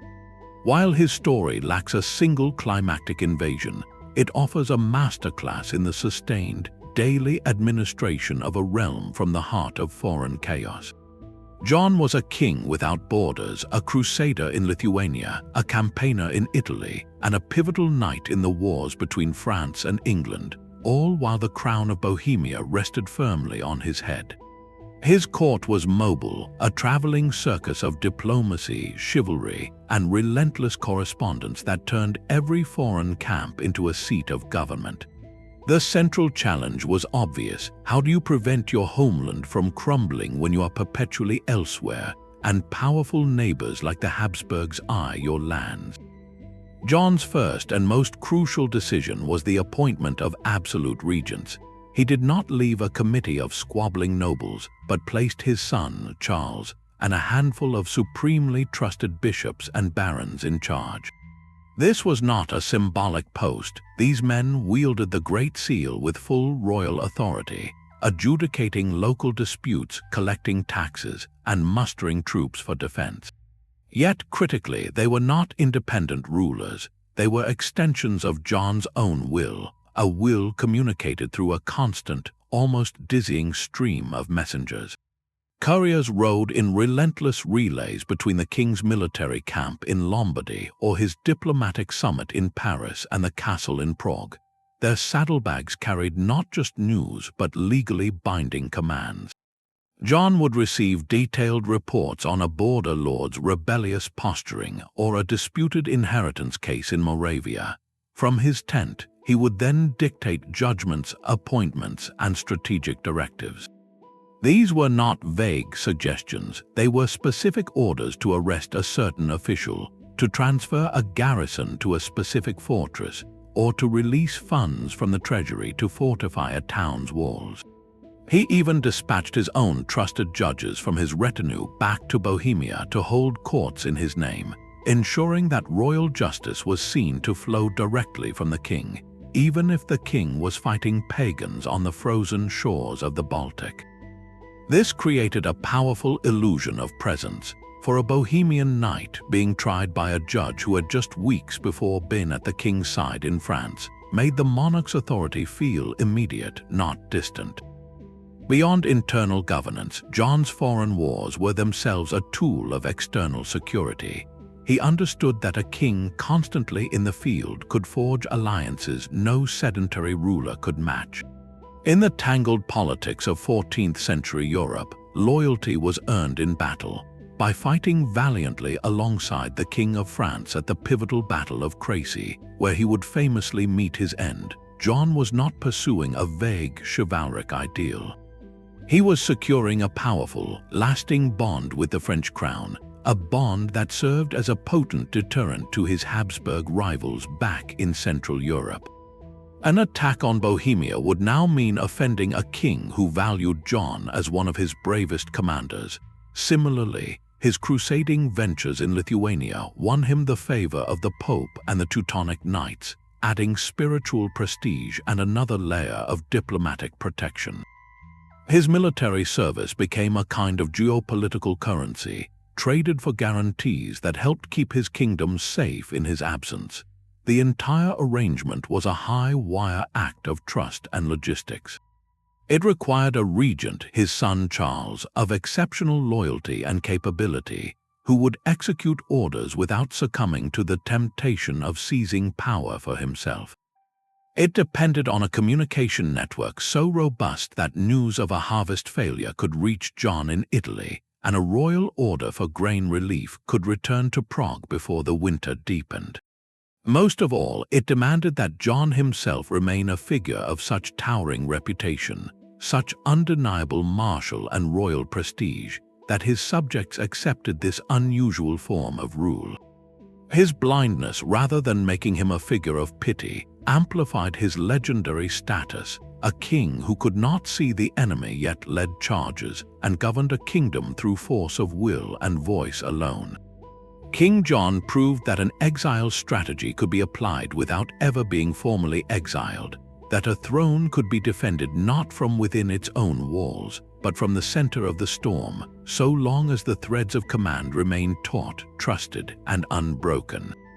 For every exiled monarch who triumphed, countless others vanished into the silence of history, their intricate plans unraveling with a single, fatal snap.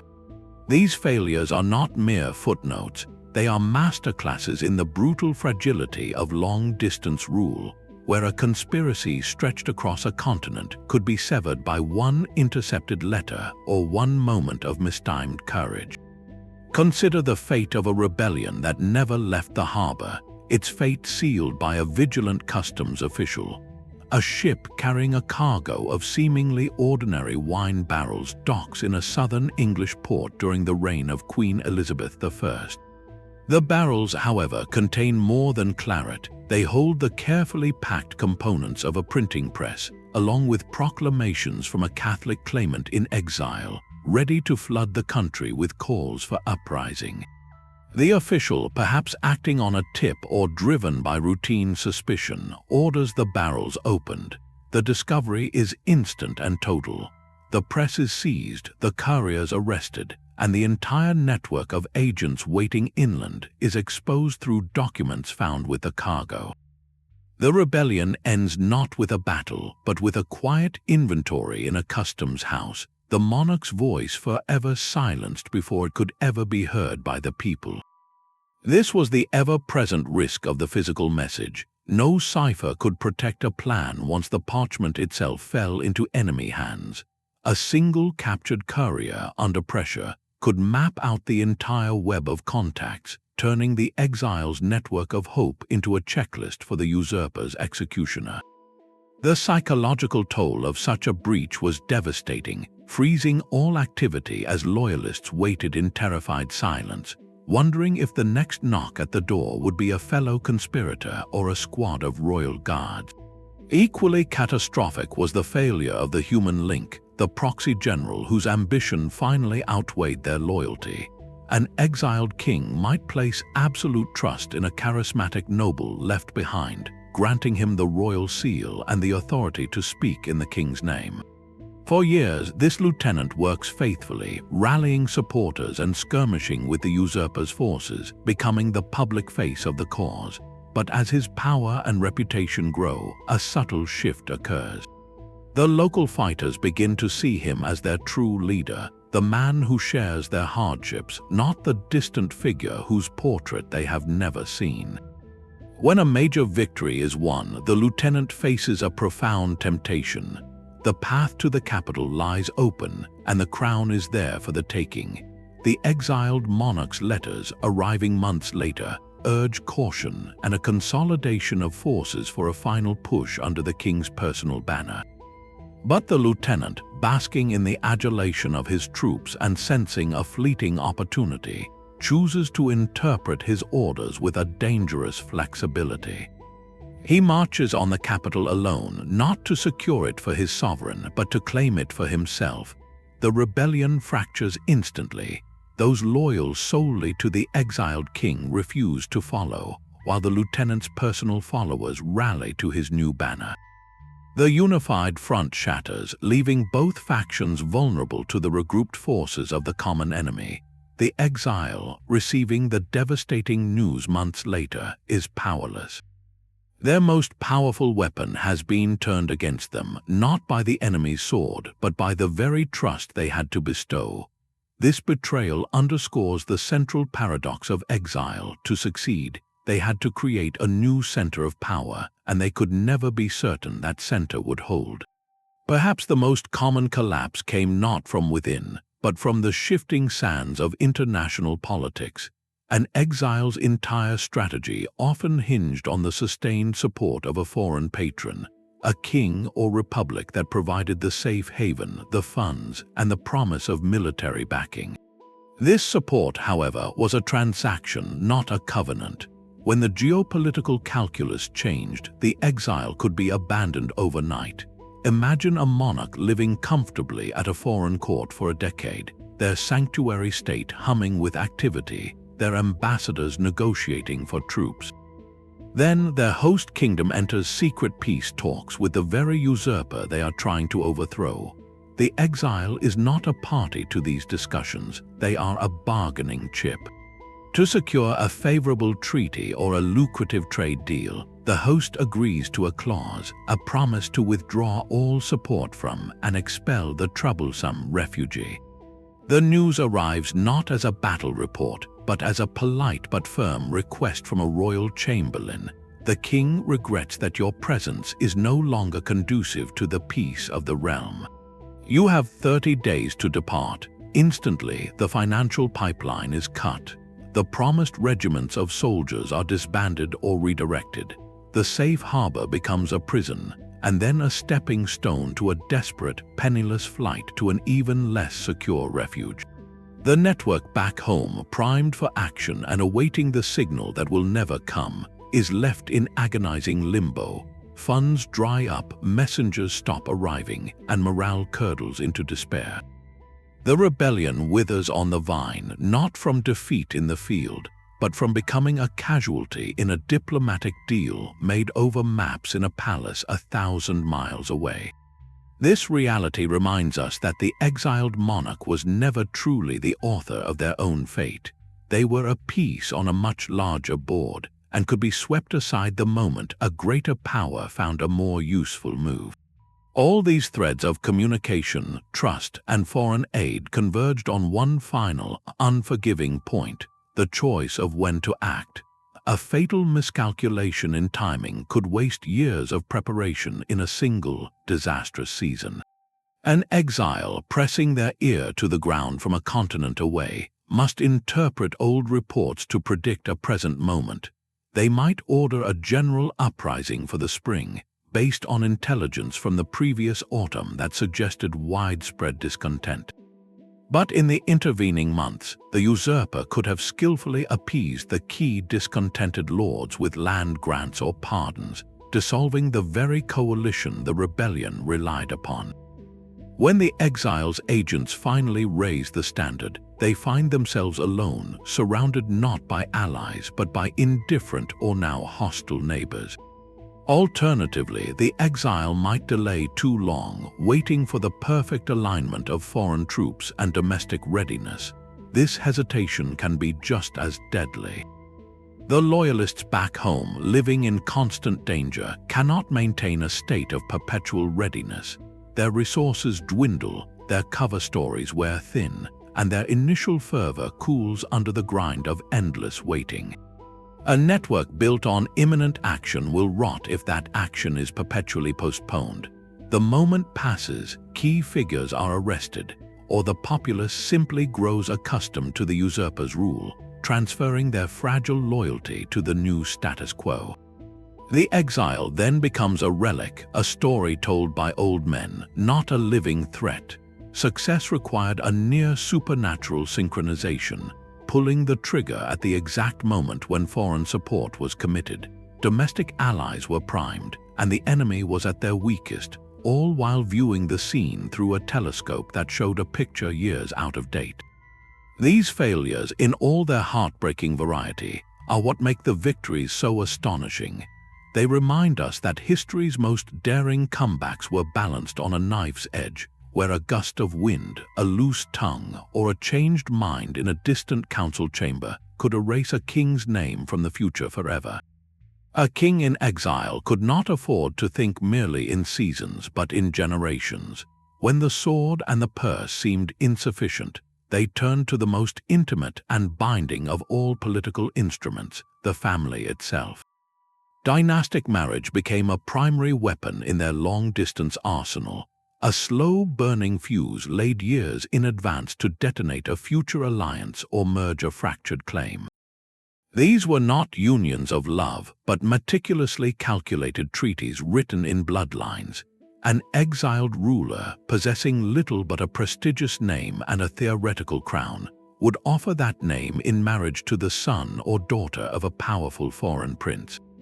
The bargain was clear. The host family gained the reflected glory and potential future influence of having a royal son-in-law or daughter-in-law, while the exile secured not just a safe haven, but a vested interest. The foreign court was no longer merely hosting a political refugee, it was sheltering a member of its own extended dynasty. This transformed the relationship from one of temporary convenience into one of lasting familial obligation, making it far harder to betray or expel the exile when diplomatic winds shifted. The children of these unions, born and raised in foreign palaces, were living, breathing arguments for continued support. They were proof that the cause had a future, a next chapter beyond the lifetime of the aging monarch in waiting. Beyond securing a patron, marriages were also used to heal dangerous rifts within the exiled cause itself. Often, rival branches of a deposed royal family would set up competing courts in exile, each claiming the true mantle of legitimacy. This division was a fatal weakness, scattering resources and confusing potential allies. The solution was a strategic wedding, orchestrated from afar, to unite the bloodlines and merge the claims. Elders from both factions would negotiate through intermediaries, arranging for a cousin from one court to marry a cousin from the other. The ceremony, held in a third country's chapel, was a potent political spectacle. It signaled to all watching factions, both at home and abroad, that the exiled community was closing ranks, presenting a single, unified front to the world. The offspring of this union would inherit the combined legacy of both branches, silencing the internal debate over succession and creating a single, uncontested figure for loyalists to support. This long-game thinking turned family trees into organizational charts, where every engagement was a merger and every birth was a consolidation of assets. Perhaps the most psychologically vital dynastic act was the simple birth of an heir. For loyalists suffering under a usurper's rule, the passing years could erode hope. The old king in exile might grow frail, his face a fading memory. A cause needs a future to believe in. The announcement that a healthy son had been born to the exiled monarch was therefore not a private family matter. It was a strategic event of the highest order. Messengers were dispatched at great risk to carry the news into the homeland. The message was crafted with care, detailing the child's robust health, his given name, which was always chosen to echo a great predecessor, and the solemn christening performed by a senior bishop. This did several things at once. It guaranteed the continuity of the bloodline, assuring supporters that their sacrifices were for a dynasty, not just an individual. It gave the distant court a renewed sense of purpose and vitality, a next generation to educate in the ways of the lost homeland. But most importantly, it provided a fresh, unsullied symbol for the propaganda war. The usurper on the throne could be painted as a tyrant, but a newborn prince was innocence itself, a blameless child unjustly denied his birthright. Songs and poems could be composed about the little prince over the water, his image, though seldom seen, becoming a powerful focal point for sentiment and loyalty that could endure for decades. This cultivation of the heir was a deliberate, lifelong project. From his earliest lessons, the prince was immersed in the language, history, and lore of the kingdom he had never seen. He was tutored by exiles who remembered the old court, learning the intricate ceremonies and the stories of his ancestors' valor. He was trained in arms and statecraft, molded into the perfect picture of a rightful king in waiting. His public appearances, though rare, were stage-managed to perfection. At a carefully orchestrated ceremony in his teenage years, he might be publicly knighted by his father or a sympathetic foreign monarch, a ritual that formally presented him to the world as a man ready to claim his throne. All this careful preparation served to make the abstract idea of restoration feel inevitable. For a nobleman in the homeland, deciding whether to risk everything, the existence of a well-educated, martial, and charismatic young prince made the gamble seem far more calculated. He was not betting on a nostalgic old man's dream, but investing in a credible future government. The heir became the human bridge between the exile's past claim and a plausible future reign, making the rebellion not an attempt to turn back the clock, but a movement to install a competent, legitimate, and forward-looking king. In this way, the most personal of acts, marriage and childbirth, were transformed into the ultimate instruments of long-distance statecraft, weaving the future of a rebellion directly into the fabric of a family's destiny. These intricate webs of loyalty and finance, however, were spun across a world of profound and unyielding silence. Every calculation an exiled monarch made, every order they drafted, was filtered through a technological reality we can scarcely comprehend today, a world where distance was measured not in miles but in months of uncertainty. The speed of their entire operation was shackled to the pace of a galloping horse on a muddy road or the unpredictable winds filling a ship's canvas. A message sent from a court in France to a supporter in Scotland did not travel for days or weeks. It embarked on a journey that could easily consume half a year. A courier riding hard might cover 30 miles in a day, but that was under ideal conditions, on roads that turned to impassable bogs with the autumn rains, through forests where bandits lurked, and across borders where suspicious officials could detain a traveler for interrogation. The sailing ship, the fastest vehicle of the age, was a prisoner of the seasons and the skies. Winter storms closed sea lanes entirely, while summer calms could leave a vessel drifting for weeks, its crew and its vital secret slowly consuming their dwindling supplies. This meant the intelligence that reached an exile's desk was not just delayed, it was a historical document, a snapshot of a situation that had almost certainly changed by the time the parchment was unsealed. An exiled king ordering a rebellion based on spring reports of discontent might be launching his cause into a winter where those same discontented lords had already been placated or imprisoned. They were playing a game of continental chess, but they could only move their pieces after a mandatory pause of several seasons, while their opponent, the usurper firmly in place, could react in real time. This delay warped the very nature of command, forcing exiles to issue broad, conditional mandates rather than precise tactical instructions. They could not micromanage a campaign from 1,000 miles away. They could only set a grand strategy in motion and hope their lieutenants on the ground would interpret it correctly when the moment, months later, finally arrived. The maps they used to plan these grand returns were often works of imagination as much as geography. Cartography was an art in its infancy, more concerned with illustrating a kingdom's symbolic glory than with accurately depicting the distance between two mountain passes. Coastlines were guessed at, the interiors of continents were vast, blank spaces labeled with warnings of dragons or filled with drawings of mythical kings. A map might show a friendly port as a day's sail from a landing beach, when in reality treacherous currents and hidden rocks made the journey a perilous week. An exile planning an invasion route from a foreign library was essentially drawing lines across a landscape of rumor and legend.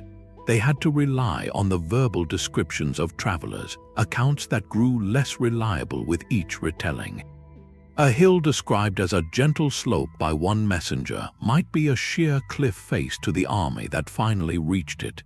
This fundamental ignorance of the terrain added another layer of staggering risk to every military plan. The monarch was not just sending men to fight, they were sending them into a physical unknown, trusting that local guides recruited at the last minute would know the safe fords and the defensible high ground. Perhaps the most haunting limitation was the sheer isolation, the total blackout of information once a messenger departed. In our world of instant connection, it is difficult to grasp the weight of that silence. From the moment a trusted agent rode over the horizon with sealed orders, the exile entered a void. There was no way to check if the message was received, no method to send a clarifying update if new intelligence arrived, no possibility of a frantic last-minute cancellation if the situation collapsed. For months, sometimes over a year, the monarch lived in a state of suspended animation, their fate and the lives of hundreds of loyalists resting on a single piece of parchment moving slowly across a hostile landscape. They could only wait and hope and draft the next set of orders based on the old news. This absolute separation meant that every decision was irrevocable. Once the word was given to rise in rebellion, it could not be called back. The spark, once lit, had to burn on its own fuel, far from the hand that struck the flint. In this context, the successes of these exiled rulers are not just political or military victories. They are monumental triumphs of human organization and sheer force of will over the brutal physics of their world. They achieved what they did not by overcoming technology, but by mastering the art of operating within its strict, silent rules, building empires of influence on foundations of patience that stretched across seasons and seas. The story of exile is not always about a single king reclaiming a single throne. Sometimes it is about an entire family, landless and ambitious, writing a kingdom into existence through sheer opportunistic genius. This is the saga of the Hautevilles brothers, a band of Norman knights who turned a distant conflict into a dynastic empire, orchestrating their conquest from the rolling hills of Normandy to the sun-baked coasts of Italy. They were not exiled monarchs, but they perfected the art of the long-distance power grab, using family as their network and chaos as their canvas. In the 11th century, southern Italy was a fractured puzzle of rival powers. The Lombard princes held inland territories, the Byzantine Empire clung to coastal strongholds like Bari, and Muslim emirs controlled Sicily. This was not a stable kingdom to be reclaimed, but a simmering battleground of opportunity, and news of its riches and strife traveled north along pilgrim routes and trade roads. The first Hautevilles son to answer that call was William, known as Iron Arm. He arrived not as a conqueror but as a mercenary, one among many Norman knights selling their legendary martial skill to the highest bidder. He fought for the Lombards against the Byzantines, and his ferocity in battle earned him not just payment, but a reputation and a crucial foothold, the County of Melfi. This was the first beachhead, the initial safe house in the Exile's playbook, established not by a king but by a knight with nothing to lose. William's success was a beacon, a living message to his younger brothers back in Normandy. The news that filtered home was not carried by a coded letter, but in the triumphant stories of returning travelers and the tangible wealth sent back by William himself. It was a call to arms written in gold and glory. In response, more brothers sailed south, not as a unified army, but in a deliberate, staggered migration. Robert arrived, earning the fearsome nickname the Guiscard, or the Cunning. Then came Roger, the youngest. Each new arrival did not start from scratch. They plugged into the network their elder brother had built. Robert did not have to forge new alliances from nothing. He stepped into a ready-made web of Norman loyalists and local Lombard contacts curated by William. This was dynastic compartmentalization, each brother a new cell in an expanding organism, leveraging the reputation and resources of the ones who came before. Their strategy was a masterful manipulation of the existing conflict. They presented themselves as the ultimate flexible asset. To a Lombard prince threatened by Byzantine forces, they offered their Norman cavalry. To a Byzantine general desperate to put down a Lombard revolt, they offered the same service. They played all sides, accepting payment in gold, but more importantly, in land and titles. With each contract, their foothold grew from a single county to a patchwork of territories. They were not leading a rebellion against a single usurper. They were conducting a slow-motion insurgency against the entire political order of southern Italy, using the region's own divisions as their ladder. The true long-distance coordination, however, was familial. The brothers operated with a shared objective, but with high levels of autonomy, much like lieutenants receiving broad mandates from an absent king. Robert the Guiscard focused on the mainland, weaving together a Norman state through battle and treaty. His younger brother Roger looked across the strait to Sicily, beginning its grueling, generation-long reconquest from Muslim rule. They fought their own campaigns, made their own local alliances, yet they understood they were building pieces of a larger Hautevilles destiny. When one brother faced a crisis, the others could send reinforcements or apply pressure elsewhere, creating a strategic synergy that their fragmented enemies could never match. Their communication across these fronts relied on the trusted bonds of kinship, faster and more reliable than any courier system between strangers. The final, crowning achievement was the ultimate act of long-distance legitimacy, sought not from a pope initially, but from the very empire they were dismantling. In 1059, Robert Guiscard performed a breathtaking piece of political theater. He did not simply declare himself king, he extracted a recognition of his rule from a prisoner. Pope Nicholas II. The Treaty of Melfi was a masterpiece of forced diplomacy, where the Pope, under duress, invested Robert as Duke of Apulia, Calabria, and Sicily, a title that sanctioned his conquests as a holy cause. This was the exiled ruler's manifesto made real, a parchment that transformed a Norman adventurer into a divinely sanctioned duke. From a handful of landless knights responding to a rumor of opportunity, the Hautevilles had written a royal script, directed its execution from across a continent, and built a kingdom that would last for centuries, proving that the principles of exile could found a dynasty, not just restore one. This invisible battle for hearts and minds required its own form of endurance.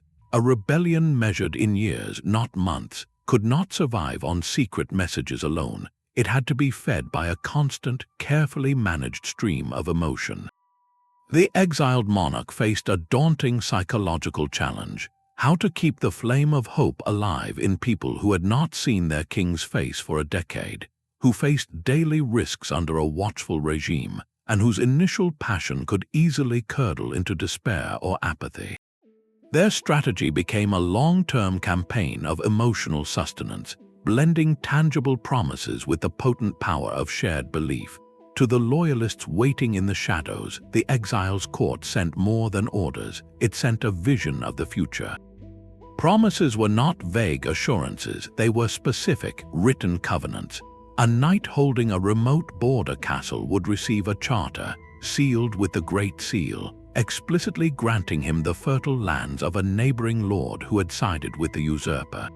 This parchment was a contract, a legal deed to a future that made present hardship feel like an investment.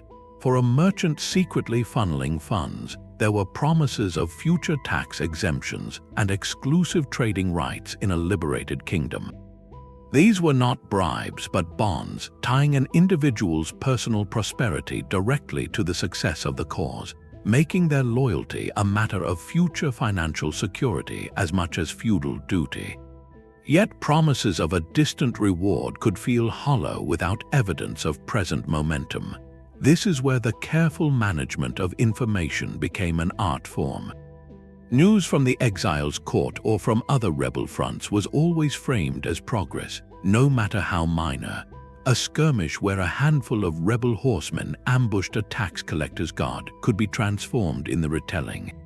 By the time the story traveled through the network of whispers, it became a tale of a great victory where a royal patrol was annihilated and a chest of silver for the usurper's treasury was captured. These exaggerated reports served a vital purpose. They counteracted the oppressive narrative of the sitting regime, which would naturally broadcast its own strength and stability. They created a parallel reality where the rebellion was not just surviving, but actively winning, chipping away at the usurper's power. This gave isolated supporters a sense of connection to a larger, successful movement, a reason to believe their personal risk was part of a winning endeavor. The stories also served as a recruitment tool, making the cause seem dynamic and destined for victory, attracting those who were waiting to join the stronger side. Alongside these reports of action, the exiles cultivated a deeper, spiritual form of connection. They framed their struggle not merely as a political dispute, but as a national trial, a shared pilgrimage of suffering that would lead to redemption. Clerics loyal to the cause would incorporate prayers for the exiled monarch into seemingly routine services. A feast day for a patron saint of the homeland became an occasion for a sermon linking the saint's trials to the kingdom's current suffering and the certain deliverance to come through the rightful king. The exile themselves might send sacred relics or copies of holy texts to trusted churches within the homeland. These objects became focal points for quiet devotion, where a subject could come to pray not just for personal salvation, but for the kingdom's deliverance. This spiritual framing was incredibly powerful. It transformed passive waiting into active piety. Supporting the cause, even through silent prayer or hiding a rebel, became a righteous act, a way to participate in a sacred story much larger than oneself. It offered a form of solace and purpose that mere politics could not provide, enduring through seasons of setback. Most crucially, the exile had to master the cultivation of their own image. Over years of absence, they risked fading from a person into a fading memory. To prevent this, they were transformed into a mythic figure, a messianic archetype whose return was not just hoped for but prophesied. Their personal story was woven into the fabric of national legend. Their youthful virtues were magnified, their justice became proverbial, their minor acts of past kindness were recounted as epic generosity. Stories circulated, often presented as old prophecies rediscovered, that spoke of a king who would return from over the water in the kingdom's darkest hour to restore a golden age. The exile's very suffering in a foreign land was reinterpreted not as weakness, but as a Christ-like trial, a period of purification that would make their eventual restoration all the more glorious. Portraits, though rare, were copied and secretly distributed, not as accurate likenesses but as iconic representations, showing the monarch with a serene, determined gaze, often with symbolic objects like a broken chain or a rising sun in the background. This crafted image served two opposing emotional needs for those at home. For the loyal supporter, it provided a perfect, unchanging symbol of what they fought for, untainted by the compromises and frustrations of daily resistance. For the undecided or the fearful subject of the usurper, it created an aura of inevitability around the exile, a sense that this figure was not a mere man, but the embodiment of a destiny that could not be forever denied. The exile became less a politician and more of a promised event, a fixed point in the future toward which all hopes could be oriented, making the long, silent years of waiting feel like a necessary prelude to a foretold and glorious dawn. The crown finally rests on a returning monarch's head, but it is a kingdom of ghosts and grievances they now rule. Victory on the battlefield was merely the end of the first, most dramatic act. The true test of an exiled ruler's statecraft began the morning after their triumph, in the cold light of a fractured reality. They had spent years, perhaps decades, orchestrating a rebellion from a distance, painting a vision of a restored golden age. Now they had to govern the messy, divided canvas that vision was imposed upon. The first and most immediate pressure came from the very people who made the return possible. The loyalists who had risked everything, from the knight who hid rebel arms in his barn to the merchant who secretly funded couriers, now stood before the throne expecting their reward. Promises made in coded letters and whispered oaths had to be made good and quickly. Lands, titles, and offices held by those who supported the usurper were now forfeit, a vast pool of patronage to be redistributed. This was not simple gratitude, it was a vital political transaction to cement a new power base. Yet for every loyalist rewarded, there was a former enemy, a noble who had sided with the old regime, now kneeling in fear and hoping for mercy. The returning monarch faced a perilous balancing act. Show too much clemency, and you betray the sacrifices of your most fervent followers, appearing weak. Pursue too harsh a purge, and you risk creating a new class of bitter, dispossessed enemies who might plot the next rebellion from their own exile.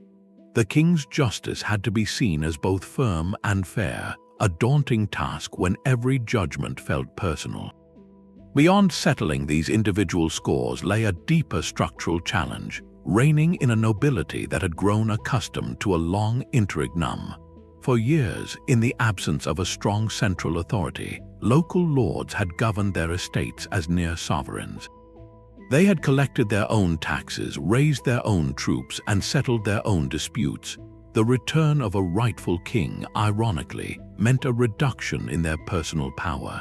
Reasserting royal control over courts, finances, and military levies was a delicate and often resented process, a slow campaign of bureaucratic reconquest that required as much subtlety as the war that preceded it.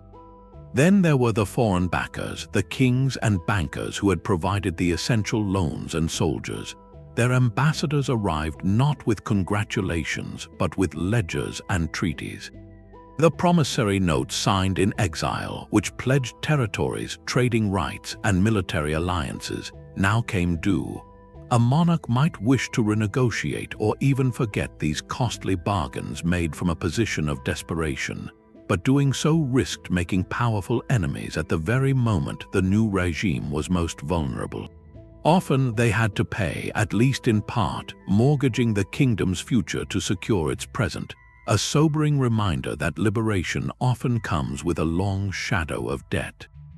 Finally, and most profoundly, was the spiritual and social wreckage. The realm was scarred by what was, in essence, a civil war. Communities were divided, families torn apart by differing loyalties. Fields lay fallow, trade routes were disrupted, and a pervasive atmosphere of suspicion lingered. The returning sovereign had to transition from being a symbol of division, the figure one side rallied for and the other against, to becoming a symbol of unity for all. They had to heal these wounds not through force but through a performance of inclusive kingship, offering pardons, sponsoring public works, and perhaps most importantly, allowing time for the raw memories of conflict to fade. The brilliant coordinator of a long-distance rebellion now had to become a pragmatic administrator, a compassionate healer, and a deft diplomat all at once. The throne they had crossed seas to reclaim was not a prize, but the command center for the most difficult campaign of all, building a lasting peace from the ashes of a victory won from 1,000 miles away. From the fog of medieval France to the sunlit coasts of Norman Italy, a clear pattern emerges from the chaos. These stories of long-distance rebellion, separated by centuries and cultures, were not random acts of desperation. They were executed according to a hidden playbook, a set of universal prerequisites that turned a seemingly impossible dream into a plausible plan. The first and most fragile thread was the resilient loyalty network. An exile without eyes, ears, and hands in the homeland was a ghost shouting into a void. This network, whether forged by feudal oath, family blood, or the memory of past patronage, had to be compartmentalized and self-sustaining, capable of preserving a king's memory and executing broad orders during the agonizing silences between messages. It was the nervous system of the rebellion, and its health determined everything. That system, however, required a constant flow of energy, which leads to the second non-negotiable, a reliable source of finance. A crown in exile could not tax or mint coin. Survival and war demanded creative capital, from pawning royal jewels in foreign markets to securing loans from strategic allies who saw the exile as a geopolitical investment. Money was the physical proof that the cause was real, funding the couriers, buying the weapons, and paying the mercenaries that formed the sharp end of the operation. Yet gold and promises needed a local voice to give them command. This was the role of the competent lieutenant, the proxy who carried the king's seal and authority. Choosing this individual was the exile's ultimate leap of faith, requiring a person whose ambition was perfectly aligned with restoration, not personal gain. A brother, a son, or a dispossessed lord of unwavering loyalty became the monarch's physical presence, making the split-second decisions on the battlefield that no distant ruler ever could. Of course, all of this plotting required a stage, a place to wait and plan. Foreign Sanctuary was not merely a safe house, it was a sovereign space where the exile could perform the rituals of kingship, maintain a functioning shadow court, and engage in the diplomacy necessary to secure that vital financial and military backing. A supportive host kingdom transformed a refugee into a sovereign in waiting, a credible actor on the international stage. Woven through all these practical elements was the most subtle and potent force of all, the careful management of symbolic legitimacy. An exile did not just need to return, they needed to be seen as the rightful ruler returning. This was a war fought with seals on charters, faces on forbidden coins, and holy banners carried into battle. It was the narrative that framed the usurper as a tyrant and the exile's cause as a sacred duty. Without this bedrock belief, no amount of money or military cunning could inspire men to risk their lives for a stranger over the water. These 5 threads, the loyal network, the foreign gold, the trusted lieutenant, the safe harbor, and the sacred symbol, had to be spun together into a single, strong cord. If one snapped, the entire enterprise unraveled. A betrayed network led to silent arrests in the night. A withdrawn foreign patron left plans stranded without ships or soldiers. A lieutenant who coveted the crown for himself could fracture the rebellion from within. This was the exquisite, unforgiving balance of power from a distance, a testament to the fact that in the medieval world, authority was not a location, but a story, and the most compelling stories could be written from 1,000 miles away. The ultimate lesson from these distant thrones is not one of control, but of orchestration. A king could not command a rebellion from 1,000 miles away, but they could conduct it, trusting skilled players to interpret the score.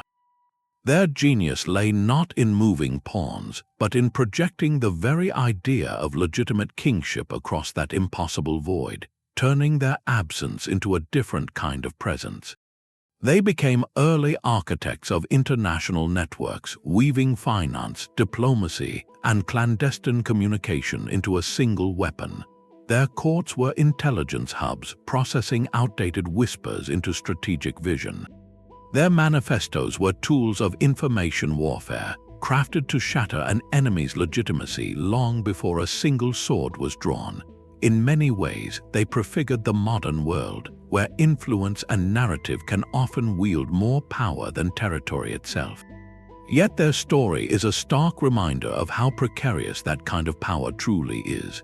It was a breathtaking high-wire act, balanced on threads of trust that could fray with a single betrayal, and dependent on foreign winds that could change direction without warning. Their triumphs were miracles of synchronization, their failures, lessons in the brutal physics of a world without instant connection. If the intricate dance of exile and return has captured your imagination, the history shelves hold countless more of these forgotten gambles. We have linked several books and documentaries below for you to continue the exploration. Thank you for joining this journey into the shadows behind the throne.